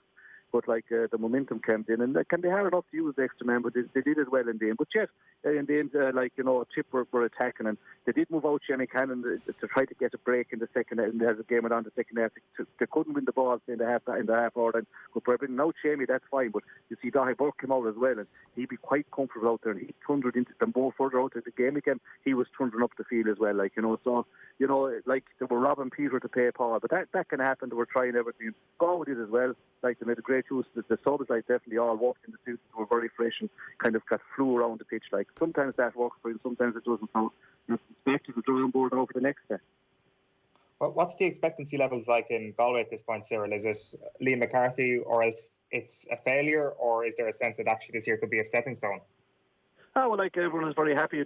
Look, it's been a very unusual year on Thursday. The league were just starting to come right, and there's new management in it. Everyone seems to be quite happy with them. The players are playing, you know, they have settled down, playing well, and really everyone is happy. Okay, they'd be disappointed to lose that Leinster final, but they still played very well, and like, they've had a good year, and look, they'd love to get back in. They would love to get back into the final again, because this team is quite good. But like, they are improving the whole time now. Whether the 3 weeks in a row catches them out or not, and you know yourself, everyone wants to win, and you forget about the big good the days you win when you lose. That's the way it is. And you look at Cork yesterday, beaten by Tip in a right good game in football, and sure, their victory over Kerry is put back into the back. You forget about it. That's life. The only thing is, this year the All-Ireland will be over very early, in the sense that the new one is going to start early, so it's a short rain no matter who wins the All-Ireland. It's been unusual, but you'd have to say, to be fair to the players and managers of the teams, it's great entertainment, and it's keeping us going in these dark days. 100%. Cyril, great to have you with us this morning. Thanks a million. Okay, God bless. Cyril Farrell giving us some thoughts this morning on a brilliant weekend's hurling as well, of course, unless you happen to be from either of the teams who were knocked out, Clare or Tipperary. OTBAM live in association with Gillette. Good morning. To start with Gillette, giving you the confidence to tackle the day ahead. I just want to read these comments. So I already read this one, but I'll read it again for the rebuttal. I will now, as soon as everybody stops moving the screen on me. So Joe Crowley, as a Corkonian, very disappointed losing to Tip. That was their final. Dennis Ryan, quick as a flash. It was Cork's final too, pal. And you were soundly beaten. A shambles these days in both codes, particularly hurling. Corkness, eh? That's the sound of a man who might have had a few quid on Cork, I think, yesterday. And Donald McGoldrick says, Cavan win in Ulster and we didn't even have to buy a ticket to the final. What a day to be a Cavan man. Indeed. It was... Good man, Donald. Thanks for that. You've brightened everybody's morning. A reminder about what's coming up on OTB Sports Radio today. OTB Gold from 1 o'clock. Brian O'Driscoll meets Isa. That's just after Isa Nasewa has kicked his last kick for Leinster to win a European Cup. Paul Rouse's History of Sport continues from 3 o'clock. Our Culture Hall of Fame today is Gavin James at 4. OTB Gold is Michael Owen talking about life after football at 6. And then live OTB tonight with Joe, where they might have some better luck in rousing some of the sleepy Tipperary and Cavan footballers. We've been trying with the ones that we know, but they said to try them, and actually the response to the WhatsApps are coming in at 4 o'clock in the morning. So fair play. They've had a big night, and deservedly so. It's 8:59 here this morning on OTBM. Still plenty more to come. We're going to have GAA reaction from all our weekend reporters from 9:30 in the field. We're going to hear from Shane Dowling, Micky Quinn, Valerie Mulcahy and Tommy Walsh. And up next, we're going to talk rugby with Alan Quinlan. Stay tuned. OTB AM. This is OTB Sports Radio. The OTB Brief. Everything you need to know about sport every morning. Need to get on top of the day's sports news? Well, the OTB Brief is the only sports update you'll need every morning. With all the breaking stories, post-match reaction. I always look about, teams who've won a league, their mindsets, their body language, their hunger, desire. And I see that so much in this Liverpool team. And the best bits from off the ball, all in a 10-minute podcast. Rory McIlroy's game has changed a lot. The OTB Brief. Weekday mornings from 7:20 a.m. on OTB Sports Radio. Listen on the OTB Sports app. Jeez, it wasn't easy. Like, I actually thought it'd be easier, because I played the international rules, nearly every year, nearly every second year, and I felt like, that I was well able for, the best. And I generally done that because I consistently wanted to see where I was at myself with the top range Gaelic footballers in the country. And I played it a lot when I probably shouldn't have played a couple of times and through injuries, but I wanted to play to see where I was at and was I still up to it, and was I still able to keep going with the best in the country, and because I was able to, it used to give me confidence to go, right, okay, I'm okay now, I'm okay with this level, kind of, I don't need to rush to get back and all that kind of thing, and that helped a small bit with my confidence to go back. But it wasn't easy, boy. It wasn't easy. I'd spent 10 years kicking an oval ball, the natural habits of doing something was becoming unnatural again, the Gaelic football. And I remember going back and I'd struggled, man, to kick the wrong ball. I never thought I'd say it, And it was my brother said to me, and he said this to me. He goes, "Remember when we were young fellas, what we used to do?" And I said, "Yeah, what?" And he goes to me, "The side of the pub, man, we used to just kick the ball off it like non-stop." And do you know what I did? I was working with the GAA, helping out the schools, and I'd finish at 2 or 3 o'clock, and down in the handball area in the stall, there I was, man, started kicking the ball non-stop. I'm nearly 30 years of age, kicking the ball, right foot, left foot, outside the boot. And within 2 weeks, man, I had it back. My technique of, Never thought of it like that, that you lose the kind of the finesse or the touch.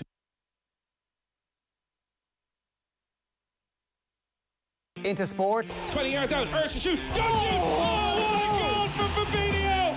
Wow! Then get into the all-new OTB Sports app. I think when he apologises to me, I probably will say hello to him, Videos, sports news, live scores, interviews. If Fabregas is going to come up to me in the street and give me some of the mouth that he would have given me on a football pitch, what, did he get a slap? Plus, exclusive content on the OTB Podcast Network. The biggest names in sports, ready when you are. Search OTB Sports on your app store and download it now.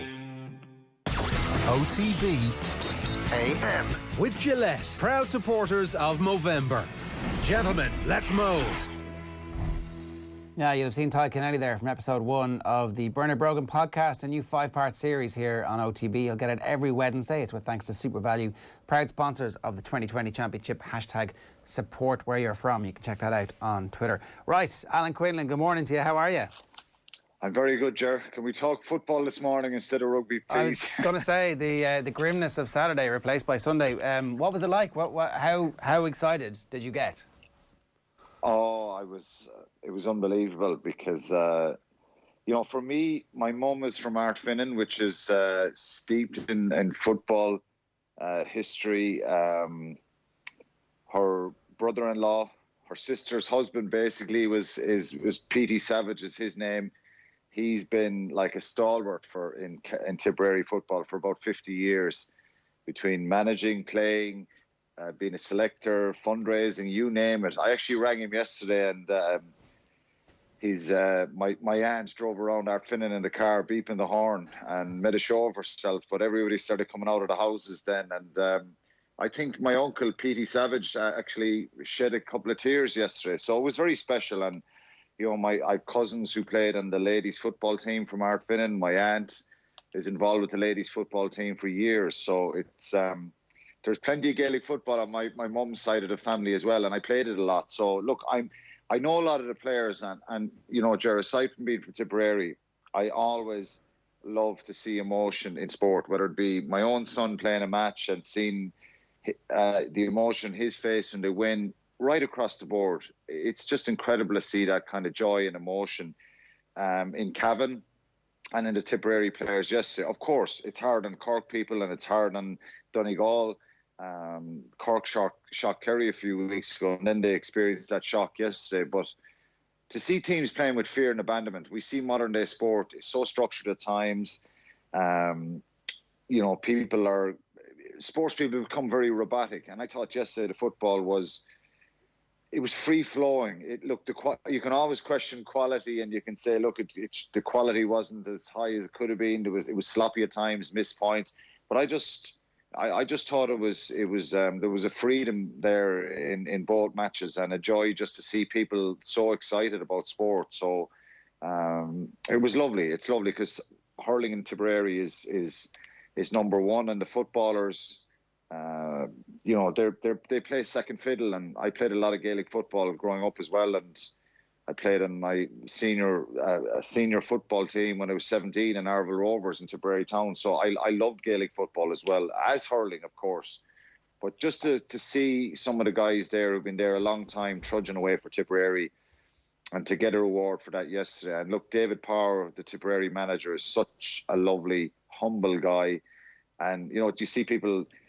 I said, you look at Mario Ledesma last week when Argentina beat New Zealand, and to see that kind of emotion in people when there's tears in their eyes, that's what sport is all about. Did you think that it might not happen for this team, Alan? Like, I'm sure you'll have followed them closely up through the underage ranks. And I was kind of making the point earlier that the 2016 semi-final might have felt like their apex, which is kind of a patronising way of talking about this Tip team. Nobody really gave them a chance of coming back and actually winning meaningful silverware. Did you feel the same way? Yeah, well, you felt a little bit that the kind of chance was gone a little bit, that, maybe after that kind of high trajectory, playing very well against Mayo, a few things were going wrong in that semi-final for them. They ran Mayo close, and, possibly felt then that, look, will we get back to this level again? And but like David Power said yesterday, I had him on News Talk this morning.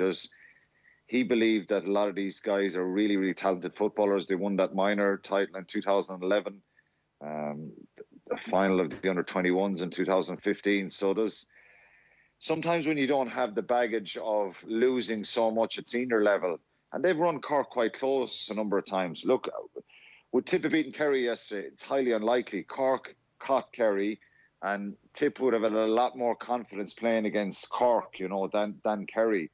So they believed in themselves, and and I, as I said, a lot of my family on my mum's side are heavily involved in Tipperary football. So I actually made a few phone calls to them yesterday, and it's just lovely to, they're the ones that have always rang me over the years, and we won European Cups or titles with Munster and won big matches, and I just thought it was appropriate yesterday to ring them and see what it means to them, because look, it's behind the scenes. These are amateur people, and you know what it's like, trudging away, sometimes not getting the reward, and they got that reward yesterday. But it wasn't built on just emotion or a one-off day. I think this has been building for a while, and they were talented. They took some brilliant scores. We've had Michael Quinlan on, a couple of great points. The Colin O'Riordan story coming back from Sydney, some class footballers there. But look, it's yesterday was their day. The story will be now, will they beat Mayo? Will Dublin are going to win the All-Ireland anyway, and all that kind of stuff. But I said this to David Power this morning. You must enjoy the moments in sport. For any kids or underage teams or amateur people in any sport, forget about what's going to happen in 2 weeks. They must enjoy these next couple of days and be really proud of what they've done. And, that's the reward you get for all the nights they go training, leaving work early, getting up early in the morning, doing training, doing extra stuff. For GAA people right across the country, and it's a special moment for them and the Cavan players. We saw that emotion there as well. So I love that in sport. It's just brilliant. Having been involved in sport all my life, the tears come to my eyes with emotion, not when I was playing or not when I won when I was playing, but I was really emotional yesterday watching that. But not just for Tip, but for Cavan, to see grown men about to cry doing interviews. That's just lovely. Yeah. There would have been another reason for grown men to be crying after England beat Ireland on Saturday. We just don't have it when it comes to these games against England. Like, in a way, that defeat was almost as grim as any of the other ones, because we knew what was coming. We picked a team that was apparently picked to try and stop what England were going to do to us, and England didn't even have to be that good, and still it was completely in their control, it felt like. Yeah, I don't think it was as grim as the other ones. That's my opinion. I know some people, and if you look at some of the player ratings in some of the papers and online, people are having a right pop off them. And, you know, the narrative sometimes is that the Irish media are not hard enough on the Irish rugby team. I think they've been pretty hard after the weekend. You know, I saw headlines and words, no flair, no imagination. Coaching team need to look at themselves. And, you know, some of those things are true, but I wouldn't go to the extreme. I think we're missing a lot of players. We're missing a lot of good players. We have a lot of changes in the side from 12, 14, 18 months ago. And it is a very, very difficult place to go at the best of times, even when England are not on the high that they're on and don't have the quality they have now. So it's a very difficult place to go. 11 of that team, you know, played in the World Cup final last year. And, you know, we all know England probably got caught on the day. Credit to South Africa and all that. But England are at a very, very high level. And they play a negative style as well. You know, Eddie Jones has come out a few times trying to taunt Ireland about the kicking game and that Ireland are very predictable. But, you know, England are very, very predictable. Of course, they have some individual flair like Johnny May. You know, the try where he goes length of the field is sensational. It's phenomenal. He's one of the best wingers, if not the best winger in the world. The crossfield kick, you know, to catch that cleanly, you know, a little bit naive from Hugo Keenan, just got caught in the inside a little bit. So, you know, it was a tough day for Jamison Gibson Park. He likes to snipe and take a little step every time, but he got caught so many times the other day by the English back row and the English forwards. You just can't do that against him. And the set piece for me is, of course we have issues, and I think some of them are fixable. Obviously the concern and the psychological damage that England have done to us in the last few years will still linger on. But look, it's very early days in the cycle of the next World Cup, so there is no doubt we need change, we need fresh blood, we need new players, we need to give Andy Farrell a little bit of time, to be fair. Any team going to Twickenham last Saturday would have struggled against that English side. They're on top of their game, world-class players. That back row, it's most probably going to be the Lions back row. Itoje was sensational. Launchbury, a phenomenal player. You know, their front row is... The vast majority of that pack will probably be the Lions starting pack next summer in South Africa. So I'm not making excuses for him. I was frustrated watching it at times. I think the decision-making and actually having a bit of heads-up rugby and seeing space and opportunities, and some of the one-out runners, again, were, you know, frustrating to watch because we just don't seem to see. England are very, very aggressive at the side of the ruck when we have the ball, and we try and pick and jam. And you can do that against Wales, Italy, Scotland. You just you can't. It should have been changed a little bit. I think we should have get a little bit of width. Even if it's a one-out runner, that it's a wider pass, that we're trying to get out a little bit wider from that very aggressive strength and power that England possess around the side of the rucks. Our breakdown was a worry and a concern as well because, you know, our breakdown was very good against Wales, but you're playing against a different team in England and they caused us untold issues. And the other thing for me is psychologically, we're kicking into the corner against an incredibly powerful team who have an ability to unsettle anybody, and we're trying to say we're going to try and maul you over the line, and we're not taking points. So if we kick some of the penalties the other day, well then in the last 20 minutes of the game, we might put a little bit of panic in them. And, you know, so I think of course there's issues, but I just don't think it's as bad as the other ones because for some of the reason there is some mitigating factors. I think we'll get better, and if we get our best team out in the field, obviously the out half and scrum half and out half position now, there's an uncertainty there. Who are going to be the next 9 and 10? And in fairness to Conor Murray, and look, it's easier when you come on the field and when you're getting beaten, but I thought his passing was superb and really crisp. That's not to say that Jamison Gibson Park is finished now. He's not. He's a brilliant player. But look at the contrast last week when you get the ball on a plate against Wales. He looked so good. He's now got to learn how do I play international rugby when you just don't have that time and space. So in all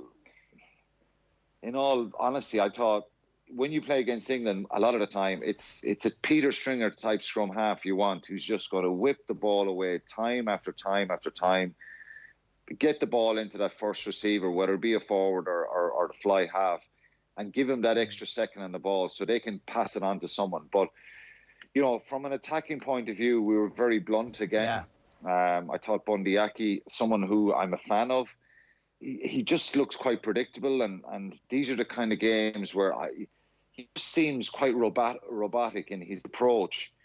You watch him playing for Connacht when they're playing superior teams, Connacht in Europe, and Bundee Aki just pops up everywhere, and he's offloading, and he's just an energy. He needs to free himself a little bit because he's a very talented player. You know, Chris Farrell gets some criticism for Johnny May, but look, Johnny May can do that to anybody. I don't think that's Chris Farrell's fault. He got stood up a little bit. I think the problem there is we lost the line out. Rossburn had a chance to really secure the loose ball. And you can go back over the performance and say there's lots of things wrong. You know, I watched Eddie O'Sullivan on RTE afterwards, and you know, Eddie thought he was pretty scathing in his in his assessment. And you know, I agree with some of it, but I just think it's very hard to implement any sort of a game plan against a team that are so physical and put you under so much pressure. But we had a couple of little opportunities, and if they look back at them in the video, you know, Keith Earls makes the break down the touchline. I think CJ Stander and Caelan Doris, after the ball being kind of sealed off, both of those guys could have come in and been a scrum half straight away. Hugo Keenan comes in really quite tight to the ruck. He nearly runs into Andrew Porter, and then we get turned over. 2 wide passes there, and there's in all probability we score a try. And that's the heads-up rugby and the rugby intelligence that, okay, we can all see in the TV, or if you're at the game, you can see in the stand. But just there's still a lack of rugby intelligence when we get into those areas about finding that space, just putting the ball through the hands and identifying where the space is. And, you know, if they score a try there, it's never a game that you're going to score. There's going to be a lot of opportunities, but we had a couple of glimpses and chances there that we just didn't take. And look, when you have over 60% possession and over 60% territory, well, if you presented that to someone after a game and said, who won this game, you'd be saying that Ireland should have won it. But then you look at the 4 or 5 lost lineouts, and even a couple that they won were sloppy again, didn't get anywhere in the maul. So the lineout's a bit of a disaster. It's not working. And look, they've got to take onus for that. You know, the coaches have to take onus, the players, and I just don't feel any confidence at that top level. Like I said, when you're playing the other teams that are probably at our level now, there's a couple, New Zealand, England, South Africa, Australia have made a lot of strides. Argentina have shown that, you know, with a lot of new guys there, they can be a real force as well. But I thought we were the architect of our own downfall. Look, with respect to Mario Toje, he's 6'5". He's not 6'10". I don't think this sounds crazy. He's not the best defensive lineout operator in the world. You know, you look at someone like O'Connell or Matfield, and if I was playing or analysing a lineout with those guys, and I think they're so brilliant and so agile and so good in the air. He is very good in the air, don't get me wrong. But we make him look good when we throw in his area, and it's slow, and it's the movement on the ground is slow, the call is in the wrong area, the execution of the lift, all that stuff is wrong, and I just don't see any sort of confidence. And you need to win good ball off the tail of the line, middle and tail of the line out, to really launch an attack and make it difficult for the opposition. And even when we win it there's a hand in there, it's slow, it's sloppy. England are shooting up, and they take away all that space. So it's not kind of front foot quality ball, and the line-out is a serious problem and worry, because they seem to kind of be looking around each other. And as I said, it's just there's not a confidence there. Is it fixable? Of course it is. And you get experience, but you think back to the game in Twickenham, and when it was 57-15, the World Cup warm-up, and again, you just walking into a lineup and you think, I don't know if we're even going to win this. No, it felt like England could kick the ball out, and it's 50-50 whether or not they're going to get the ball back, which is like a brilliant attacking platform for you to be able to just boot the ball as far as you want it, whenever you want it. And one last point, and we're almost completely out of time, so we can come back to this again if you'd prefer. But our attack, where's the hallmark, where's the fingerprints of Mike Catt on this team at the moment? It's not there at the moment. I think we certainly tried to, to move the ball against Italy and Wales, and a few little signs, and France, even over in Paris. I was seeing a couple of signs there of that. Like, they would have known what England. Probably the concern here is they would have known that England are, going to get off that line really, really quickly. I think the little dink kick shows that. And this is a case when you play England a lot. There is a little bit of space in the backfield, and we do that little dink kick from Billy Burns for Stockdale's try. And if you watch the game again, there's a lot of space in the backfield. So they just send 13 guys and they try and keep as many players on their feet. And that's credit to John Mitchell for the way he has them operating. It's so difficult to attack when you're behind the gain line. So you've got to win the gain line first. And it goes back to your set piece, Ger. It goes back to winning that quality line-out ball where you can get a bit of width in the ball and you can really force your attack. The opposition don't get settled, and then you look good going forward. So, again, like I said, Wales, Italy, and even some moments against France, we looked good, but there's a lack of cohesion there. Who are our best centres? We've so much uncertainty around, with Johnny Sexton out of the team. Then our centres have been chopped and changed. Our back three have been chopped and changed a bit. So the attack just really we need to see more. We'll play Georgia next week. Of course, it's going to be easier. But, do you invest more time? We talked briefly, but Ross Byrne, give him like 10 caps starting to see how that goes? Probably. And an option might be to get more of a playmaker as a 12, because we just look too blunt, and we've looked for power and aggression in our centres in the last couple of years. And to a point, it's it's worked, but maybe we need some more of a footballing 12 that obviously is a good kicking option. And listen, England kicked the leather off the ball the other day again. So kicking is a very important part of the game. Yeah. But good kicking. But I think it might be an option to look at a playmaker. But look, it's early days from yet as well, Ger. It's going to take a little bit of time. They had a couple of Six Nations games, massive long break. This thing has been crammed together in the last number of weeks since they've come back. So it'll take a little bit of time, but certainly it's an area that needs to improve dramatically. All right, Alan, good stuff. Thanks very much for that. Alan Quinlan giving us some thoughts there on Tipperary and Ireland. Some comments coming in on that. Patrick Keane says, poor set pieces, poor decision making, England cruising. We never looked like scoring until England turned off in the last 20 minutes. England are a really good side though. Our attack is very poor. SQ says, get Levy, Baird, Ringrose and Larmour back in and hopefully find a decent 9-10 combo and we'll be grand. Damien Monnier Beastie, might be made up, might be real. I thought Ireland did pretty well in the first half, showing promise. The team will develop. You Irish are too hard on yourselves. Alan Neal says, lots of progress in yesterday's game. Young side, and after 5 or 6 phases, they did push them back over the gain line. Very settled English side, first-class defence, but another year and we'll be there. Look, who knows what's going to happen in the future. Certainly the Cavan and Tip footballers have told us that anything can always happen. Definitely real, always in touch, Damien Moignet Beastie. But the name, it's an amazing name. Fair play to you, Damien, for getting in touch this morning. Thanks for that. It is, what are we at? 23 minutes past 9. Plenty of interesting mows on display in the weekend's GAA. I wasn't sure if all of them are actually for Movember or not. So we're doing Movember here on OTB alongside Gillette, who have special Movember packs in store in Tesco. A donation will be made to charity for each purchase made. You can head over to movember.com/Gillette to donate to some great causes. Yours has gone pretty well, actually, Owen. Not too bad. Are you doing it? Is the question I have. I am. I just haven't shaved this morning. Yes. Fair enough. Because I wasn't sure if yourself and Adrian are doing it. You obviously have this stubble off to a T. I'm not at the stage of my life where I get a bit of 3 o'clock shadow here and there, but I guess that kind of makes it all the more. I'll shave properly noticeable tomorrow. But you've got the best of the OTB team, I'd say. Thank you very much. The GAA ones have been very impressive. I must say, it's there has to be a special All-Star award for best Mo come the end of the year. This is the Movember Championship. This won't be remembered as a pandemic championship. This is the Movember Championship. Phenomenal, handlebar moustaches.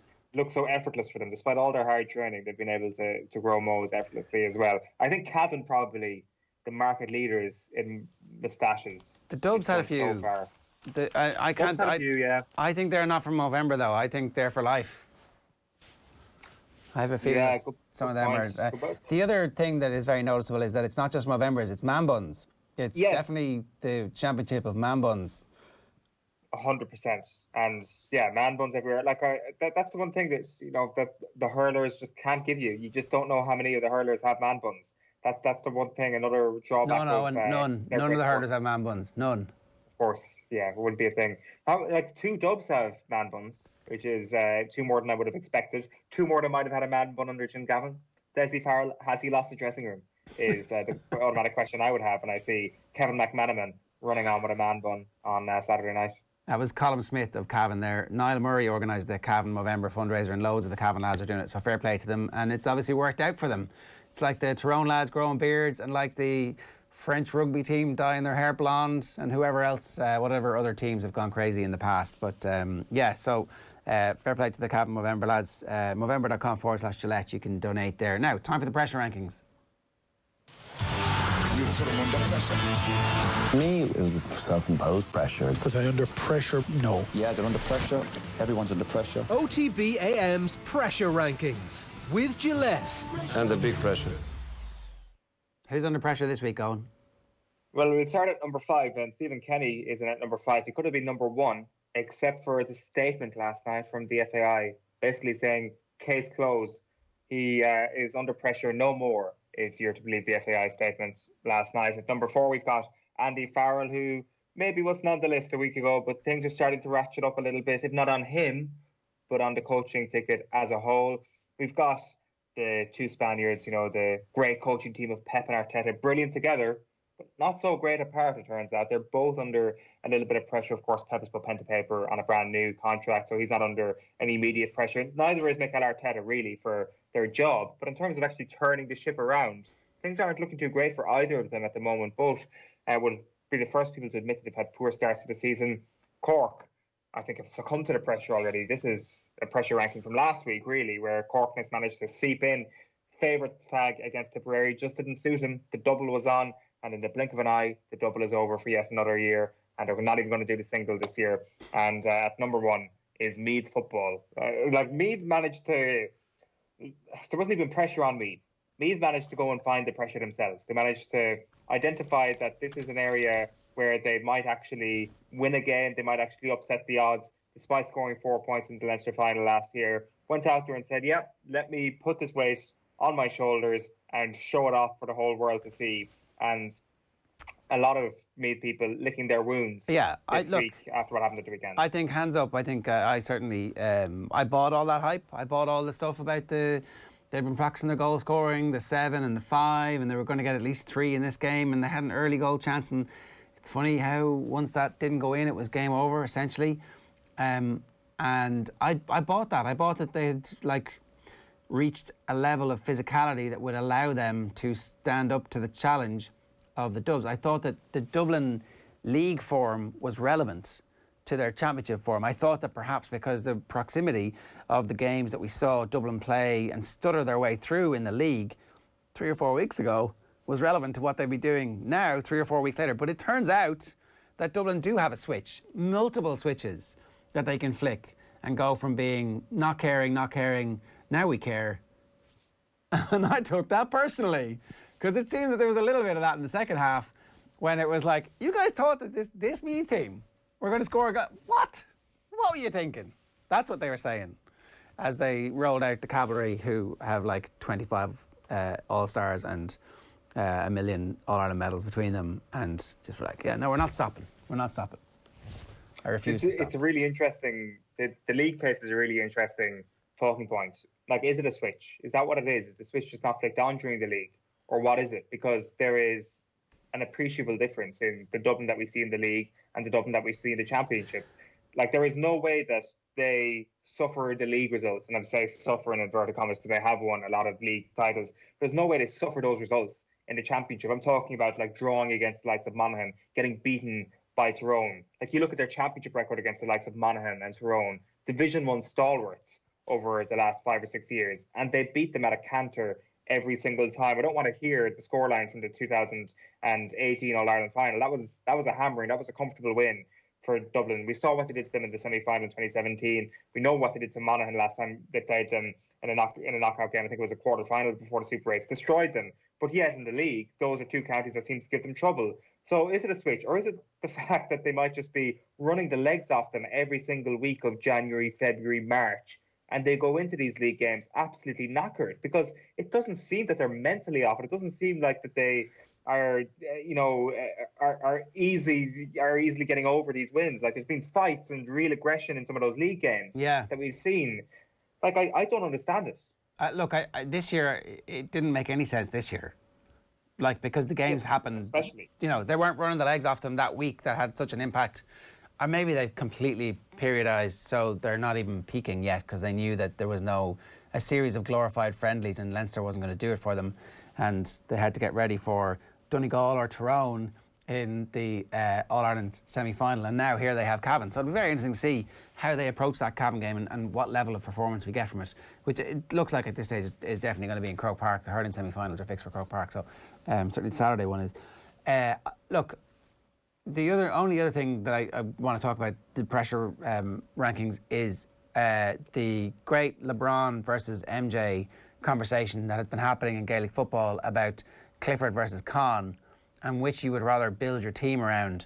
And right now, I would have to say it is advantage Con O'Callaghan, because that performance at the weekend was like, look at me now. Look at me flying through the air.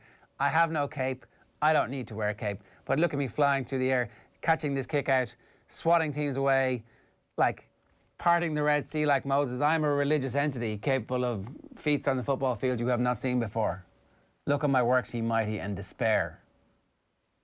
And it was interesting that maybe if Dublin needed something, or maybe if Conor Callaghan might have drifted a little bit, their answer to that was Conor Callaghan hop into midfield there and catch a kick out there, which will be the very thing that'll kickstart this entire game for us. He can kind of play anywhere from number 8 to number 15. I'd say he could play centre-back if you wanted him to. He might be the greatest centre-back, or sweeper. Imagine if he was the sweeper, swashbuckling down the field and killing you with his physicality. I think he could do anything. Yeah, he probably could. And the thing is, it's hard to know what was the best version of Conor Callaghan we've seen so far in a very young career. That's almost the most impressive thing about him. And, like, I think if you're going to make a comparison with MJ or LeBron, I think Conor Callaghan is more that player than David Clifford has been in his career. There's no question about it. But David Clifford is far more controlled into one position. Like, Conor Callaghan is far more somebody who can dominate all around the pitch. And that's because probably his manager has allowed him to do a little bit more, and maybe David Clifford's been a little bit shoeboxed in that Kerry team over the course of the last season. But, like, Conor Callaghan, you get him in a one-on-one position against Lee Keegan in an All-Ireland semi-final last year, he destroys him. You get him into a position where you're happy enough with him at full forward against Meath last year, he comes into midfield, destroys you on Dublin's kick-out. He can do both of those things, which is a very rare thing to do because he's so adept at both of those elements of his play. He's phenomenal. He's in the conversation for Footballer of the Year at this point. I think he is one. I think from the moment he arrived, he was one of my favourite footballers. Like, on talent, I'd have him up there with Fenton and McCaffrey as like the most gifted of this Dublin great team. The new generation, pretty much everybody else. The new generation, like. That's the thing, when Kieran earlier on was talking about them being a generational team, it's like, which generation? The first one that broke the mould and won the All-Ireland for them the first time and then that set that next train of events in motion, or the new generation who have come through, the second generation who, I don't know, might actually be better. It's a fairly terrifying. So somebody's like, it was Micheál Quirk, I think, was like talking about the 4-minute mile. Brian Fenton's not going to go his entire career unbeaten in championship football, he said this week. And I read that and I was like, yeah, of course not. And then after the performance the other night, I was like, I mean, he might do.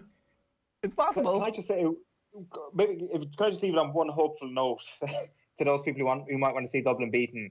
there is definitely a 6-7 point handicap to a team like Meath going up against Dublin because of the repetition of these sorts of results. That when Conor Callan comes out, catches that ball and Dublin make that big score, there is a sense of, oh no, not again. Cavan won't have that sense of, oh no, not again. They will have a beautiful sense of naivety that they haven't played Dublin in a big championship match in this era. They don't have to play them every single year. They don't have to be worried about being embarrassed too much because they haven't been embarrassed just last season by Dublin. I think that is a big benefit for a team that are not from Leinster. Now, this is the difference between getting beaten by 12 points and getting beaten by 18 points, for example. It doesn't actually matter at the end of the day. But I do think the magnitude of this Dublin dominance is definitely magnified because they've done it so many times against this Leinster team. The first step for a team to beat Dublin and Leinster is to stop getting beaten by 20-something points. How much of a psychological mountain must that be for you? Yeah. Like, we can't underappreciate that. It's much easier to have the carrot of actually beating them. That carrot does not exist, not even in the imagination of Leinster counties at the moment. Okay.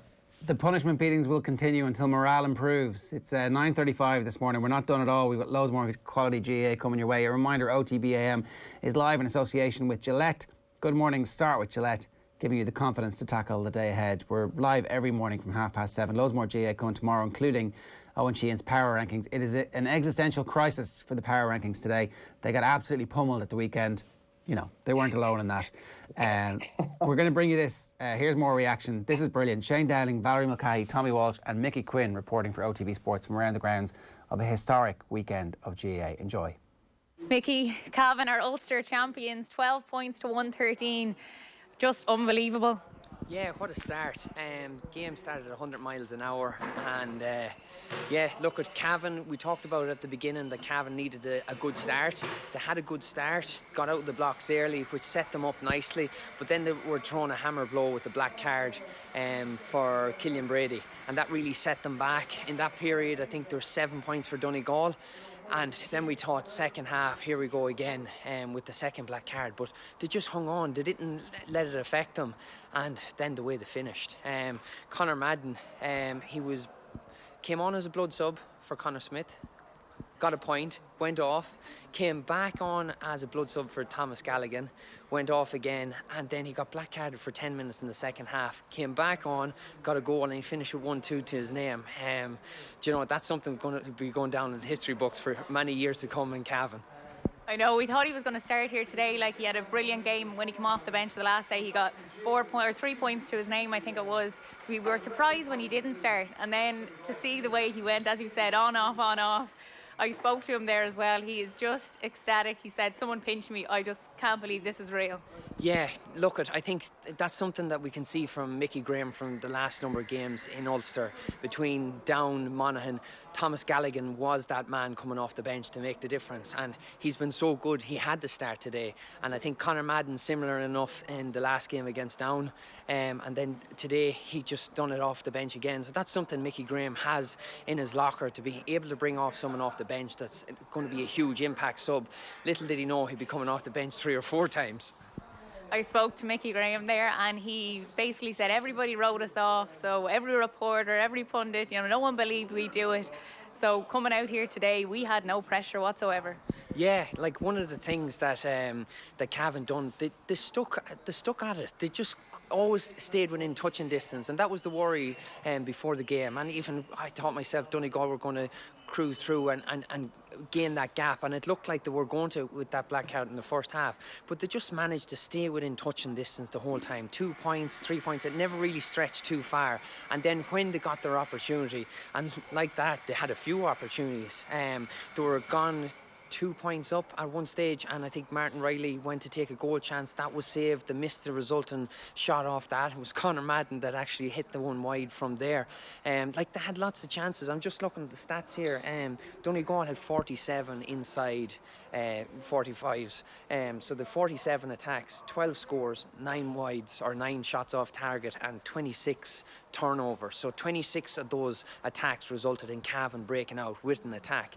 Cavan, on the other hand, had 37 attacks, 14 scores, 13 shots off target, and then only 10 negative turnovers. So I think that kind of tells a tale in itself. Like, Donegal had the chances, obviously didn't take them, or didn't result in even getting a shot on target. I think their scoring accuracy was up there, but they didn't even get the chance with some of those. There's a lot of balls that were kicked into the full forward line that just came right back out and rebounded, and I think Cavan fed off those turnovers. Well, we've seen 2020 as a whole. It's a strange old year, and it's just getting stranger and stranger. The knockout championship we've seen here with Cavan today, Tipperary, the Kerry and Cork game. It's so exciting, but it's mad. Yeah, we're just waiting for the big upset. We're just waiting for someone to take the dubs. And the way Cavan and Micky Graham are going, look at, who knows? But Ulster was there for Cavan, and that was their goal. And look at, one thing that we mentioned with a few of the guys here is Conor Moyna, Darren McVitie, that opted to travel this year. It's extremely tough for those guys. But very proud. I guarantee you those guys are so proud and disappointed to be missing, but it's testament to what Cavan have done without those two guys. And those two guys, I'm not sure, all-star nominees or man of the matches in games last year. Like, they're two really good star players for Cavan, and to see what they're after doing without those guys, Cavan are going to be thereabouts for a while now with this squad. Their hunger is what really, I was so impressed with. And against Dublin, I really think that they could stay with them. Yeah, look, I think no more than what happened last night, everyone's living that fairy tale dream with Tipperary now and with Cavan. You just want, heading into Christmas, to think, oh, maybe it's possible, it might happen. But I don't know. Look, I think we have to enjoy these upsets as it is. I'm not sure if anyone's in a position to catch Dublin yet. After seeing last night, I was very optimistic, but come away thinking, geez, we're a good way away from what Dublin can do to teams. I'm working as a pundit here today. For me anyway, I think it was the best game that I ever covered. It was tough to cover now, don't get me wrong, it was non-stop, but my God, it was something else. It had everything. I was just waiting for a red card or a penalty. That's all that was missing. It had everything apart from that. The first half, it just started helter-skelter. I think it was 9-7 at half-time, and then it only finished 113 to 12 points. So, like, a lot of the scores were got in the first half. It was the second half, the mistakes started to creep in between fatigue and just probably poor decision-making. But geez, it was a cracking game, and just like it was nip and tuck the whole way through. Like with the black cards, everyone kind of thought, oh, this is it now, Cavan are finished. Goal chance or a point for Donegal, no, Cavan are finished here. But they just hung on in there, and then the goal came at the right time. Just speaking on those black cards, if this game went a different way and Cavan didn't come out the better end of it, I think that would have been the talk. Because a lot of them, they looked a bit harsh. Definitely. Definitely the second one. From what I saw, there wasn't a whole pile in the second one. First one, little bit of contact. Ray McHugh kind of drove at his man to try and get the return pass. It was probably soft. Like, when it gets to the final like that, you want teams to be evenly matched for as long as possible. And down to 14 men for 10 minutes can be a huge punishment for something so soft. The black card is brought in to stop cynical fouling, and neither of those fouls, in my eyes, were cynical fouls. Brilliant. Well, we'll leave it there. Cavan are Ulster champions. Yeah, look, it's something that we would never have said before the game or at the start of the year, but look, at this year keeps throwing up a few surprises, and that's the joy in sport, and that's why we all follow it, for that hope that the underdog's going to win. And look, we're still hoping that underdog is going to come through and win an All-Ireland somewhere. Definitely. Thanks a lot, Micky. Thanks very much. Valerie, it's Munster final day in Páirc Uí Chaoimh, a great win for Tipperary football. Yeah, an absolutely wonderful win for Tipperary football, and very fitting in the weekend that we have with the remembrance of the Bloody Sunday. So yeah, fantastic for Tipperary. Cork obviously pulled up short there with 3 points in the difference, and I think it was probably from the great start Tipperary got. They really put it up to Cork, and within 3 minutes they had 3 points, so that was quite telling of what was to come. We will take a look at both sides, but starting with Tipperary, we might as well start with them because they did get the win here today, but they did put up a great performance. They did a huge performance, and given that it's been since 1935 since they last had a Munster title, it meant an awful lot to the players, and you could see that in their post-match reaction. So they had a fantastic win, like some beautiful scoring ability and a really good crop of players, the likes of Conor Sweeney there and Quinn with their shooting was awesome. And I know a lot of those players have been involved in the last time they were in a semi-final back in 2016, and for them to still get there again now they're against Mayo in a couple of weeks' time, it's 70 minutes away from an All-Ireland. It's hard to believe. I mean, it is hard to believe it's 70 minutes away from the All-Ireland. I heard their manager Power there just saying that they're going to just savour what's in it today and not talk about an All-Ireland semi-final, but I mean, they're going to have every opportunity against Mayo. Mayo won't know what to expect really, or Mayo, and again, Tip will end up being the underdogs going into that match. So yeah, I mean, they have been in All-Ireland semi-final 4 years ago, and it's mainly the same group of players, so they've nothing to lose, and I mean, this game will really stand to them today, and the fact that they beat Cork, who had that good win over Kerry. What impressed you the most about Tip today? I think their composure was really good. I think they worked really well. They just kind of negated Cork a bit, didn't allow in for any goal chances. Cork didn't really look like they were going to be able to score a goal, and I think their finishing was quite good. Their wide score was much less than Cork's. What about that goal that they did get that was disallowed? Yeah, it was a little bit controversial, given that there was lovely, intricate hand play there going on with the ball being initially flicked in, but it hit the post, came back out. Cork player tried to just like tap it out, came back in and ended up in the goal with another tap in, and then the goalkeeper or the ref called on it, but I think it might have been a kind of a third person in the square hanging on. So I'd love to see it again, actually, to see what the true story is with that. Yeah, it'll be interesting to watch back later on. But speaking of Cork, Valerie, what happened Cork today? I don't know, was it maybe a tiny bit of complacency, having beaten Kerry and thinking maybe, look, we're at home ground, most final, we're here now, small job to do to get over Tip, and maybe they underestimated them a little bit. I think their wides count was quite big. One of the big factors was Luke Connolly, who was playing awesome football in the first half, didn't get to enter the pitch in the second half with a hamstring injury to my knowledge. So I mean, he was a massive loss. They were a bit more reliant on Brian Hurley inside, and given that Mark Collins playing corner forward was in their back lines for a lot of the game and trying to win the ball and bring it up, that didn't bode well. So I think Tipperary had their homework done. Cork didn't really have as much influence around the middle third as they usually would, and they did against Kerry. So I think it was quite an impressive performance by Tipperary, and I think Cork just lacked that bit of bite. Yeah, they could just never get going at all, Valerie. Yeah, they found hard, and I think it was summed up by the last minute of play, Rory Dean there were trying to get in for a goal chance and passed it off, but that pass was too far forward, and Tipperary intervened, intercepted and off the pitch. So I think that kind of summed up Cork's day, trying things but not coming off. As Munster finals go, it wasn't exactly a great spectacle either, Valerie, was it? Well, it wasn't, but I mean, there was some amazing shots and scores. So 17 points, 14, yeah, no goals.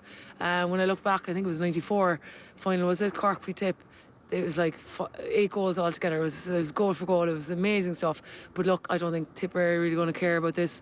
They've made history on a really poignant weekend, given Bloody Sunday, and lovely that they got to wear the jerseys. And I think fair play to them, and Cork will go home kicking themselves. As I think if you were to look back at the first half, the first goal that Clare got, it was a well-worked goal, and I'm not just crediting Clare here. David McInerney ran down the middle of the defence. The ball is popped into him, and an overlap was created. He popped the ball off to Aaron Shanahan, who got the goal, obviously. The second goal, there was no science, there was no tactics behind it. It was old school, Pearl Harbor job. Puck O'Kane to the centre-back. He launched it into the edge of the square. Great skill from Aaron Shanahan. He's so good he's definitely one of the best in the country in terms of fielding the ball, and it's a skill that's kind of gone in the game because the quality of the defence is so good. But he rose like a salmon, turned and stuck the ball into the back of the net. Stephen O'Keefe probably a small bit disappointed, but I just thought that, they were hitting a load of long ball where Waterford were working the ball a lot better. And at no stage, even when I was looking at the game, did I think Clare were going to drive on and win the game. I just thought Waterford were working extremely harder, and on top of that, Waterford forwards were working way harder than the Clare forwards, and Clare were struggling to get out of defence, number one, and then to deliver quality ball into their forwards, number two.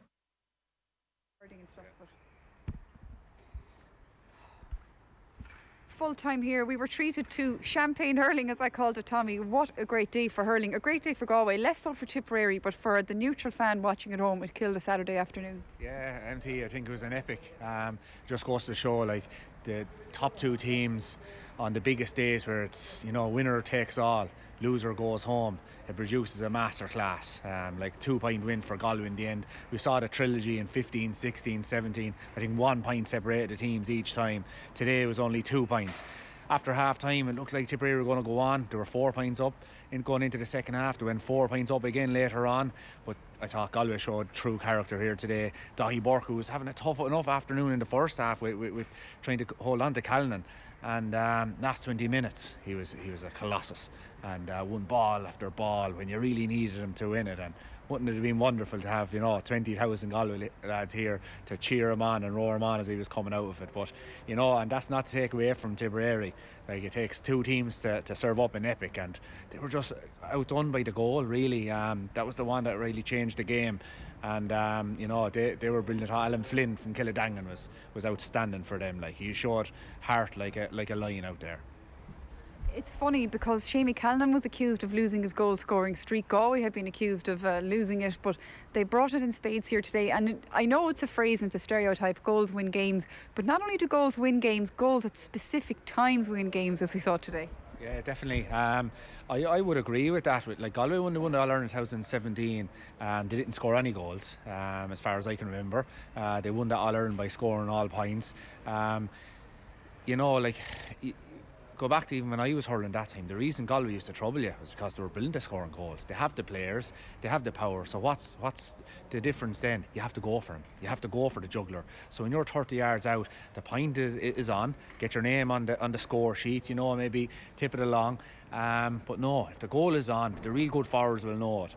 And surprising enough, I think it was Adrian Toohey that got that ball. It was one of the Galway guys anyway, won the ball over on the far side of the field. It was a perfect example of just tip the ball over, your name goes on the score sheet, and maybe you'll hold on. But no, passed it in.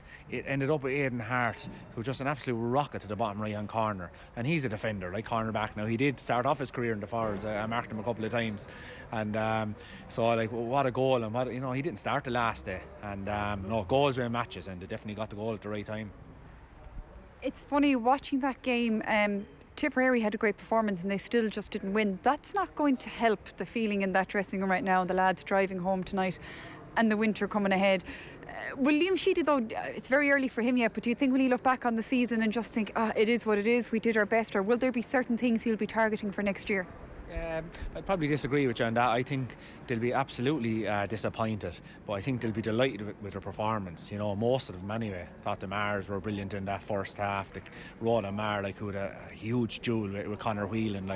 One of them would win one ball, the other would win the next. And I thought it was just heart in your sleeve kind of stuff from the two of them. Brendan Maher, he was picked at corner back today. And suddenly then when Galway picked David Burke as kind of a roving half-back, back from the wing forward position, Tipperary switched around their sweepers. So they put Brendan Maher, who had a terrific campaign, if we remember last year with Boris Lee, they put him as the sweeper and they put back Pádraig Maher in the full back line. I thought they'll be proud of their performances. I thought Callan was super up front, Noel McGrath scored 4 points. I thought that Bonner was at his best here today, and I was disappointed to see him coming off because I thought he was hurling brilliantly and setting up a lot of scores, so I couldn't believe when he was hauled ashore. Actually, it's funny that you mentioned that because that was actually going to be my exact next question, so I'll let you go for it. Why do you think he was taken off? Because I looked around, not that there's many people here, but those of us who were puzzled faces. Yeah, I was puzzled, and possibly Liam Sheedy likes to make changes. And listen, he won the All-Ireland in 2010. The next time he was involved was last year, won the All-Ireland. So you'd have to trust he knows what he's doing. I would imagine he brings on his subs, and was he looking at Bonner? Right, Bonner's only back. This is his first year back after a cruciate injury. Let's bring on a fresh, he had a brilliant, first whatever it was, 50 or 60 minutes. Let's bring on a fresh guy to maybe bring it over the line. And it has worked very well for him in the past. You go back to 2010, Sheedy subs that came on were brilliant. Last year, the subs when they come on play brilliantly as well. So seeing it here today, like last week, Willie Connors came on, set up that goal for Jake Morris to probably bring home the victory against Cork. So he does trust his bench, which is a great thing in the long run. But I was surprised to see Bonner coming off, because what Bonner does, and I said it earlier on, Liam Keown used to say it does when we were hurling at Tullerone, there's that beside you not going well, give him a hand pass, get him into the game. And that's what Bonner does. He gives a ball to Callan, gives a ball to Noel McGrath and these guys, and that's what brings them in the game, and then everyone is winning. You mentioned Jake Morris there, very lucky man to not have left the field of play on 2 yellow cards, and then Cathal Barrett left on I mean, a yellow card's a yellow card and that's it, but people will say, that was softer. But that has to be a factor as well, that Tipperary will be able to take with them and say, OK, we lost, but we were a man down. Yeah, and you know, and could have won. Like, they got it back to a point with them 2 frees late. You know, I would love to see the rules are the rules, and I wouldn't blame the referees because they have to enforce them or they probably don't get games going forward. But I'd rather see, let's make an excuse to keep a lad on the field as opposed to send them off. So, like, remember the old, I know they laugh at you now, but you know the old lads, the ref would see you coming over and he only booked lads that time, and you know, he'd know, right, was that sending off offence? And if it was, off you go, and he'd point to the sideline, and more often than not you deserved it, and that's where you went. But now I hate seeing like it's not for a mistake, because when you're soloing in with the ball, I just know from playing it, right, it's I suppose praised for its kind of combatable style, where there's shoulders, there's big hits, and then there's the skill, there's the twisting and turning. So if a lad gives you a twist left or right or a dummy, suddenly you're in the wrong position, he goes over, and then it's an easy second yellow. I'd love to be a referee to be given that power to use his common sense and say, you know what, is that sending off offence? No, we'll keep him on the field. So I don't know, because as I said to the lads, I didn't know Cathal Barra was sent off, so I can't really comment on it. I remember. You're our Chris Kamara here at our hurling games. Yeah, something like that, because I only noticed it through all the WhatsApps coming in. You know, I'm in 2 good WhatsApp groups at home. The class of '95 are on with other own lads, and 1 or 2 Ballycallan lads, and the fashion icons then are lads from Mulcahy and Comer and all Aucklands and Galway, and they were hopping off the WhatsApp about, you know, sending off this and sending off. And I said, was someone sent off, you know? So I can't really comment on that, because I didn't see it. I had no television replay beside me, but you know, obviously, you know, I don't think it was a factor, because you know, I think they still hurled well right until the goal changed it. And I hate to be that person to say this to a complete hurling piece of royalty here, but it kind of brings back the discussion too of, you know, football has the black card, the cynical fouling. We're seeing it week in, week out in hurling, where somebody's bearing down and go, Galway did it today, where Tipperary could have had a late goal, but they didn't because it ended up being a free. Yeah, and I accept that question, but what I would say from still playing the game, and if it was to happen to us, or if it was to happen for us, I take it. Very frustrating if it happened against you, but I think the long term, the overall picture is the black card don't like it. Just see lads getting black cards for nothing, and it really changes games. And I don't know, would a black card mean he's gone and you bring on a sub, or is he sin bin for 10 minutes? But I just think we're such a community-based country, the GAA, that you're there for your parish, you're there for your community, you're there for your county, right? So a big game comes, you get a black card, you're gone for, we'll say if it's a sin bin, 10 minutes, suddenly your team loses because of that period. You have to go walk back and meet your people, and I'd say it would be horrific. The same thing with if you had to go for a black card and you're just gone for the game, same thing. And I would rather see, listen, it's not ideal, but from playing the game still, I would still rather for that as a general rule for everybody, so that nobody's blamed for losing anyone the game. Tommy, you are hurling purist. That can never be held against you. One final question now. Call it very, very briefly. You're in your maroon jacket. Will Galway beat Limerick? It's going to be a great game. I don't know. It's in Croke Park. Limerick are the form team. What will suit Galway is they'll be coming in here now as underdogs. That might suit them. They'll have the confidence of today, character building. The game was there to be lost, but they had to dig it out, and by God they did. So that'll be a tremendous lift for them going into the Limerick game. I'd see it as a 50-50, so a draw. I leave you on the fence there. Ger Eoin, Tommy. Thank you. OTB AM. With Gillette, proud supporters of Movember. Gentlemen, let's move.